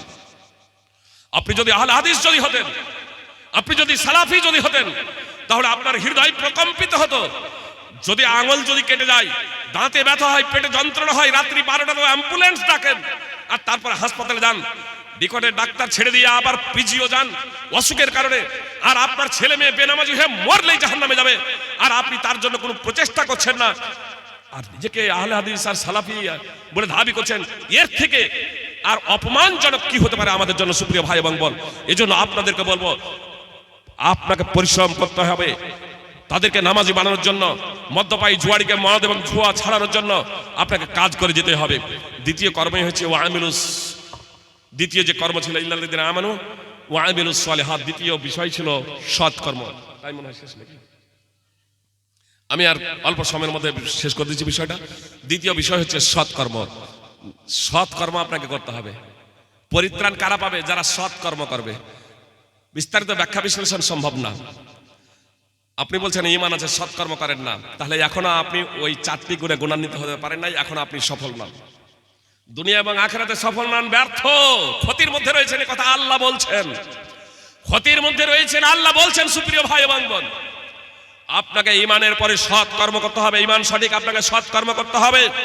নম্বর 2, এটা ঈমানের তাকাদা, এটা ঈমানের দাবি, আপনাকে অবশ্যই সৎকর্ম করতে হবে। নম্বর 2, সৎকর্ম কি কোরআন সুন্নাহ দ্বারা প্রমাণিত হলেই সৎ হবে না, সেটা মুহাম্মদ সাল্লাল্লাহু আলাইহি ওয়াসাল্লামের আনুগত্য হতে হবে। মুহাম্মদ সাল্লাল্লাহু আলাইহি ওয়াসাল্লামের আনুগত্য হতে হবে এবং একমাত্র আল্লাহ তাআলার সন্তুষ্টিতে হতে হবে। যেমন কুরবানির বিষয়টি দিলাম, কোরআন এবং সুন্নাহ দ্বারা প্রমাণিত, কিন্তু মুহাম্মদ সাল্লাল্লাহু আলাইহি ওয়াসাল্লামের পূর্ণ আনুগত্য ছিল না বলে সেটা সৎ বলে বিবেচিত হয়নি। প্রত্যেকটা বক্তা এবং খতিব যখন বলেন, মেম্বারে যখন চাপেন, তখন বলেন কুল্লু বিদআতিন দালালা ওয়া কুল্লু দালালাতিন ফিন্নার। ধর্মের বিষয়, প্রত্যেকটা নবস্কৃত বিষয় হলো গুমরাহি, ভ্রষ্টতা, আর প্রত্যেকটা গুমরাহি ও ভ্রষ্টতার পরিণাম হলো জাহান্নাম। প্রত্যেকটা গুমরাহি ও ভ্রষ্টতার পরিণাম হলো জাহান্নাম। সুনানে নাসাই হাদিস নম্বর 1578। কিন্তু এই কথাগুলো আরবিতে আমরা খতিবেরা, ইমামেরা, বক্তারা বলি আর বঙ্গানুবাদ ব্যাখ্যা বিশ্লেষণ করি না। এবার প্র্যাকটিক্যাল ফিল্ডে আমরা কি করি? বেদাত হলো দুই প্রকার, বেদাতে সাইয়্যা আর বেদাতে হাসানা। ভালো বেদাত আর মন্দ বেদাত। জি, আসামের Goalpara district, forest gate Hanafi Madrasa, Shamim Akhtar Haqqani ভাই চিনে থাকবেন। ফরেস্ট গেট, ওখানে গিয়ে জিজ্ঞেস করবেন master Abu Shama, professor Abu Taleb, professor Sujauddin এদেরকে। তো ফরেস্ট গেট হানাফি মাদ্রাসা একদা প্রধান বক্তা আমাকে করে দিয়েছে যে, বলবেন ভাই সাহেব বলছেন কি যে তারাও প্রধান বক্তা আমাকে করেছেন, কিন্তু আমি জানি না। কতক জায়গাতে আমার নাম ইস্তারে ছেপে দেয়, আমি জানি না। অনেকেই ফোন করে ভাই সাহেব আসছেন, আমি বলছি আমি তো জানি না। তো আমার নাম ইস্তারে ছেপে দিয়েছেন। যখন তাদেরই গ্রামে চাঁদা আদায় করতে গিয়েছেন, তো পরপর 3টি গ্রামে বাধাপ্রাপ্ত হয়েছেন। আপনারা আমাকে ফাইজি সাহেব, আমাদের ফাইজি সাহেবের বক্তব্য শুনতে নিষেধ করেন, আবার প্রধান বক্তা ইস্তাহারে দেখছি ফাইজি সাহেব কেন? তো ফাইজি সাহেবের কাছে ডেট নিয়েছেন না এইরকম ইস্তাহারে নাম দিয়ে দিয়েছেন? বলছে আসলে সবাই চাইছে তো এই জন্য তাকে এ করেছি। তো বলছে ডেট নিয়েছেন, কথা হয়েছে? বলছে এখনো ফোন করা হয়নি, ফোন করব। তো বলছে যদি কোথাও ডেট থেকে থাকে ফাইজি সাহেবের, তাকে ফাইজি সাহেবের কাছে ডেট নেন, তারপরে আমরা টাকা দেব, না হলে টাকা দেবো না। 3টি গ্রামে স্বয়ং তাদেরই মাযহাবিদের 3টি গ্রামে টাকা চাঁদা দেন নাই। পরিশেষে মাস্টার আবু শামা এবং মাস্টার প্রফেসর আবু তালেবের নিকটে গিয়ে আমাকে ফোন করেন, ফাইজি সাহেব যে কোনো মূল্যেই হোক আপনাকে আসতে হবে আমাদের এই প্রোগ্রামে অমুক ডেটে। আমি বললাম এটা অসম্ভব। বলছে আপনাকে অনেক টাকা দেবো। আমি বললাম যে আপনি মনে করেন অনেক টাকা দেবো, মনে করেন 1 লাখ টাকা দেবো, আপনি বলে দিলেন। তারপর আর একজন ব্যক্তি বলছেন যে ফাইজি সাহেব অনেক টাকা দেবো, তারপর আবার আপনাকে বাদ দিয়ে ওই জায়গায় চলে যাবো, এটা আপনি কি চান? আমি আপনাদের প্রোগ্রামে যেতে পারছি না। যদি খালি থাকতো তাহলে তবুও হয়তো হতো, কিন্তু সেটা সম্ভব না। আমার অন্য জায়গায় প্রোগ্রাম আছে, আমি যেতে পারছি না। পরিশেষে তারা ডেট পরিবর্তন করেন, আমার কাছে একটা ডেট নেন, সেই ডেট নিয়ে ওই প্রোগ্রাম ক্যান্সেল করে আমার ডেটে আবার প্রোগ্রাম করেন। বক্তব্য শুরু করেছি, যখন আধা ঘন্টা বক্তব্য হয়েছে, সেদিন বক্তব্য সাধারণত ইত্তেবাই সুন্নাহর উপরে রাখছিলাম। আধা ঘন্টা যখন বক্তব্য হয়েছে, যেহেতু হানাফি মাদ্রাসায় আর আমার বিরুদ্ধাচরণ বিভিন্ন জায়গায় তারা করেছিলেন, এজন্য প্রচুর লোকের সমাগম, ফিল্ড যা ছিল ভর্তি, দাঁড়িয়েও প্রচুর লোকজন আছেন। কথাটা শুধু এই জন্যই বলছি, মানে এই বিষয়টাকে বোঝানোর জন্য, খুব মনোযোগ দিয়ে শুনবেন। প্রচুর লোকের সমাগম। আধ ঘন্টা যখন বক্তব্য হয়েছে, তখন কানে কানে একজন বলছেন, ফাইজি সাহেব এটা মাদ্রাসা তো, একটু আপনি রেস্ট নেন, আর অনেক দূর থেকে এসেছেন, ক্লান্ত হয়ে আছেন, তো একটু টাকাটা আদায় করে নিন, একটু পরে আপনাকে দিচ্ছি। সাধারণত একটা স্টেজে আমি 2বার বক্তব্য রাখি নাই। সেদিন আমি মনে মনে সিদ্ধান্ত নিলাম আজকে আবারও বক্তব্য রাখবো, তবে আলোচ্য বিষয় পরিবর্তন। এই খুতবাকে কেন্দ্র করে এবার বক্তব্য শুরু করলাম। আমি বললাম, আগেও পাঠ করেছিলাম, তখন কিন্তু এর ব্যাখ্যা বিশ্লেষণ করি নাই। প্রত্যেকটা মুফতি, প্রত্যেকটা আলেম মসজিদের মেম্বার যখন চাপেন জুমার দিনে, তখন তারা বলেন ব্যাখ্যা বিশ্লেষণ করেন নাই, প্র্যাকটিক্যাল ফিল্ডে এসে বলেন ভালো বেদাত মন্দ বেদাত। আর যে যে বেদাত করেন, মুসলিমদের মাঝে হাজারো বেদাত ছেয়ে আছে, যে যা বেদাত করেন তাকে তখন বলেন বেদাতে হাসানা, ভালো বেদাত। তো ভালো বেদাতটা বলতে হবে না, মন্দ বেদাতের একটা উদাহরণ দেন। শ্রোতাদের বললাম মন্দ বেদাতের একটা উদাহরণ দেন। তখন একজন বললেন মদ পান করা মন্দ বেদাত। আমি বললাম নিঃসন্দেহে মদ পান করা হারাম, কিন্তু এটা বেদাত না। মদ পান করা হারাম। একজন বলছেন চুরি করা মন্দ বেদাত। আমি বললাম চুরি করা হারাম, নাজায়েজ, কিন্তু চুরি করা বেদাত নয়। তার কারণ চুরি কেউ করে না নেকির উদ্দেশ্যে, মদ কেউ পান করে না নেকির উদ্দেশ্যে। আমি বললাম যে প্রথমত সংজ্ঞাটা দিই, তাহলে আপনাদের বুঝতে সুবিধা হবে। বেদাত কাকে বলে? কোরআন এবং সুন্নাতে নেই এমন কোন কাজ করা, কোরআন এবং সুন্নাতে নেই এমন কোন কাজ করা বা এমন কোন আকীদা বা কথা বলা যা কোরআন এবং সুন্নাতে নেই নেকির উদ্দেশ্যে, ধর্ম মনে করে, তাহলে সেটা হলো বেদাত। এইবার তখন সব চুপ, কেউ কিছু বলছেন না। স্টেজে বলে 10 জন খানিক মুফতি সাহেবেরা বসেছিলেন। আমি বললাম কোন মুফতি বলতে পারেন? মন্দ বেদাতের একটা শুধু উদাহরণ পেশ করেন, কোন মুফতি বলতে পারেন? সবাই চুপ। বক্তব্য হয়ে গেল। আমাকে রাত্রে বিরিয়ানি খেতে দিলেন। বিরিয়ানি খাওয়ার পরে আমি তো চলে গেছি। ছেলেরা, মাযহাবী ছেলেরা জিজ্ঞেস করছে মুফতিদের সকালে, মুফতি সাহেব ফাইজি সাহেব যা বললেন যে বেদাতকে দুই ভাগে বিভক্ত করা, বেদাতে সাইয়্যা আর বেদাতে হাসানা, ভালো বেদাত আর মন্দ বেদাত, এটা হলো আবার বেদাতের চোর দরজা। এটা হলো এক ধরনের বেদাত। ধর্মের ব্যাপারে, শরীয়তের ব্যাপারে মুহাম্মদ সাল্লাল্লাহু আলাইহি সাল্লামের ভাষা যখন নকল করছে, ধর্মের বিষয় প্রত্যেকটা নবীস্কৃত বিষয় হলো গুমরাহি, ভ্রষ্টতা, তার পরিণাম হলো জাহান্নাম। আর একে আবার দুই ভাগে বিভক্ত করা, এটা হলো এক তৃতীয় বেদাত। এটা হলো তৃতীয় বেদাত। এই কথা যখন আমি বললাম, তারা তখন ছাত্ররা বলছে, মুফতিদের ফাইজি সাহেব যে এই কথা বলে চলে গেলেন, আপনারা সবাই চুপ, কিছু বললেন না যে? তো বলছেন যে বলা খুব সহজ, করা খুব কঠিন। বলছে কেন? বলে ফাইজি সাহেব কি খেয়েছিলেন? বলছেন ফাইজি সাহেব তো বিরিয়ানি খাইয়েছিলাম। তো বলছে আল্লাহ রাসূল সাল্লাল্লাহু আলাইহি ওয়াসাল্লাম কি বিরিয়ানি খেয়েছিলেন? বলে ফাইজি সাহেব এসেছেন কিসে? বলে ট্রেনে। তো বলছে ট্রেনে কি আল্লাহ রাসূল সাল্লাল্লাহু আলাইহি ওয়াসাল্লাম চড়েছিলেন? এটা বুঝলাম কিভাবে? পরের দিন আমার বলদমারি চরে প্রোগ্রাম ছিল, ফরজগার থেকে গিয়ে বলদমারি চর। ওখানে তখন ওই ছেলেগুলো এসে আমাকে জিজ্ঞেস প্রশ্ন করে যে শেখ এই ব্যাপার আমাদের হুজুরকে বললাম তাই কথা বলছেন। তো আমি আমার সঙ্গেটা সদা সর্বদা খেয়াল রাখবে, কোরআন এবং সুন্নাতে নেই, অথচ তার নেকি মনে করে করা। আচ্ছা বলো তো, ট্রেনে চাপা কি এটা নেকির কাজ না এটা প্রয়োজন? এটা প্রয়োজন। তাহলে এটা বেদাত না? তাহলে এটা ওই নিকৃষ্টতম বেদাত না? নিঃসন্দেহে আবিধানিক অর্থে এটা বেদাত, কিন্তু এটা ঘৃণ্য নয়। ধর্মের মধ্যে যেটা বেদাত হবে এটা নাকি না? তো বিরিয়ানি খাওয়া এটা কি বেদাত না? এটা প্রয়োজন। তাহলে এখানে খাওয়ার ব্যাপারে, চড়ার ব্যাপারে বৈষয়িক বিষয়ে না জায়েজের দলিল লাগবে, না জায়েজের। আর করার জন্য দলিল লাগবে, না করার জন্য দলিল লাগবে। বৈষয়িক বিষয় না করার জন্য দলিল, আর ইবাদতের ক্ষেত্রে করার জন্য দলিল। বুঝতে পেরেছেন? ইবাদতের ক্ষেত্রে করার জন্য দলিল না থাকলে বেদাত, আর বৈষয়িক বিষয় না করার দলিল না থাকলে সেটা জায়েজ। না করার, বৈষয়িক বিষয় না করার দলিল না থাকলে সেটা জায়েজ। বৈষয়িক বিষয়ে রাসূল সাল্লাল্লাহু আলাইহি সাল্লাম বলছেন আনতুম আ'লামু বিআমরি দুনিয়াকুম। আল্লাহ তাআলা পবিত্র কোরআনে বলছেন হুয়াল্লাযী খালাকালাকুম মা ফিল আরদি জামিআ। পৃথিবীতে যা কিছু সৃষ্টি করেছি তোমাদের কল্যাণের জন্য, তোমাদের জন্য। আল্লাহ বলছেন পৃথিবীতে যা কিছু সৃষ্টি করেছি তোমাদের জন্য, মানে মানব জাতির কল্যাণের জন্য আল্লাহ তাআলা পৃথিবীতে সৃষ্টি করেছেন সবকিছুকে। সূরা বাকারা 2 নম্বর সূরার 29 নম্বর আয়াত। তো পৃথিবীতে কোন জিনিসে কি রয়েছে আপনি সেটা অনুসন্ধান করুন, গবেষণা করুন। সুপ্রিয় ভাই এবং বোন, কোন জিনিসগুলো হারাম তার জন্য দলিলের দরকার। মুহাম্মদ সাল্লাল্লাহু আলাইহি সাল্লাম বলছেন আনতুম আ'লামু বিআমরি দুনিয়াকুম। পার্থিব বিষয়ে আমার থেকে তোমরাই বেশি অভিজ্ঞ। কাদের বলছেন? আমাদের মতো মানুষদের, সাহাবাদের বলছেন। সুনানে সহিহ মুসলিম হাদিস নম্বর 2363। তাহলে পার্থিব বিষয়ে আল্লাহ রাসূল সাল্লাল্লাহু আলাইহি ওয়াসাল্লাম সাহাবাদের বলছেন, মানুষদের বলছেন আমার থেকে তোমরাই বেশি অভিজ্ঞ। এমনকি পার্থিব বিষয়ে রাসূল সাল্লাল্লাহু আলাইহি ওয়াসাল্লাম বলছেন, ধর্মীয় বিষয়ে যে ধর্মের আমি যখন কথা বলবো তখন তোমরা গ্রহণ করবে, তার কারণ আমি আল্লাহর নামে মিথ্যা বলি নাই। কিন্তু যখন পার্থিব বিষয়ে যখন আমি কোন কথা বলবো তখন তোমরা বিবেচনা করবে, তার কারণ রায় সঠিকও হতে পারে, বেঠিকও হতে পারে, মতবাদ সঠিকও হতে পারে, বেঠিকও হতে পারে। অতএব তোমরা সেটা বিবেচনা করবে, মূল্যায়ন করে দেখবে। সুনানে ইবনে মাজাহ হাদিস নম্বর 2470, সহিহ মুসলিম হাদিস নম্বর 2361 ও 62। এত দ্বারা স্পষ্ট হয়ে গেল মুহাম্মদ সাল্লাল্লাহু আলাইহি সাল্লামের রায় এবং মতামত আমরা মানুষ মানতে বাধ্য নয়, কিন্তু সুন্নাহ শরীয়ত যা আছে, যা ওহী মাতলু হোক আর ওহী গায়র মাতলু, দুটোরই মান সমান।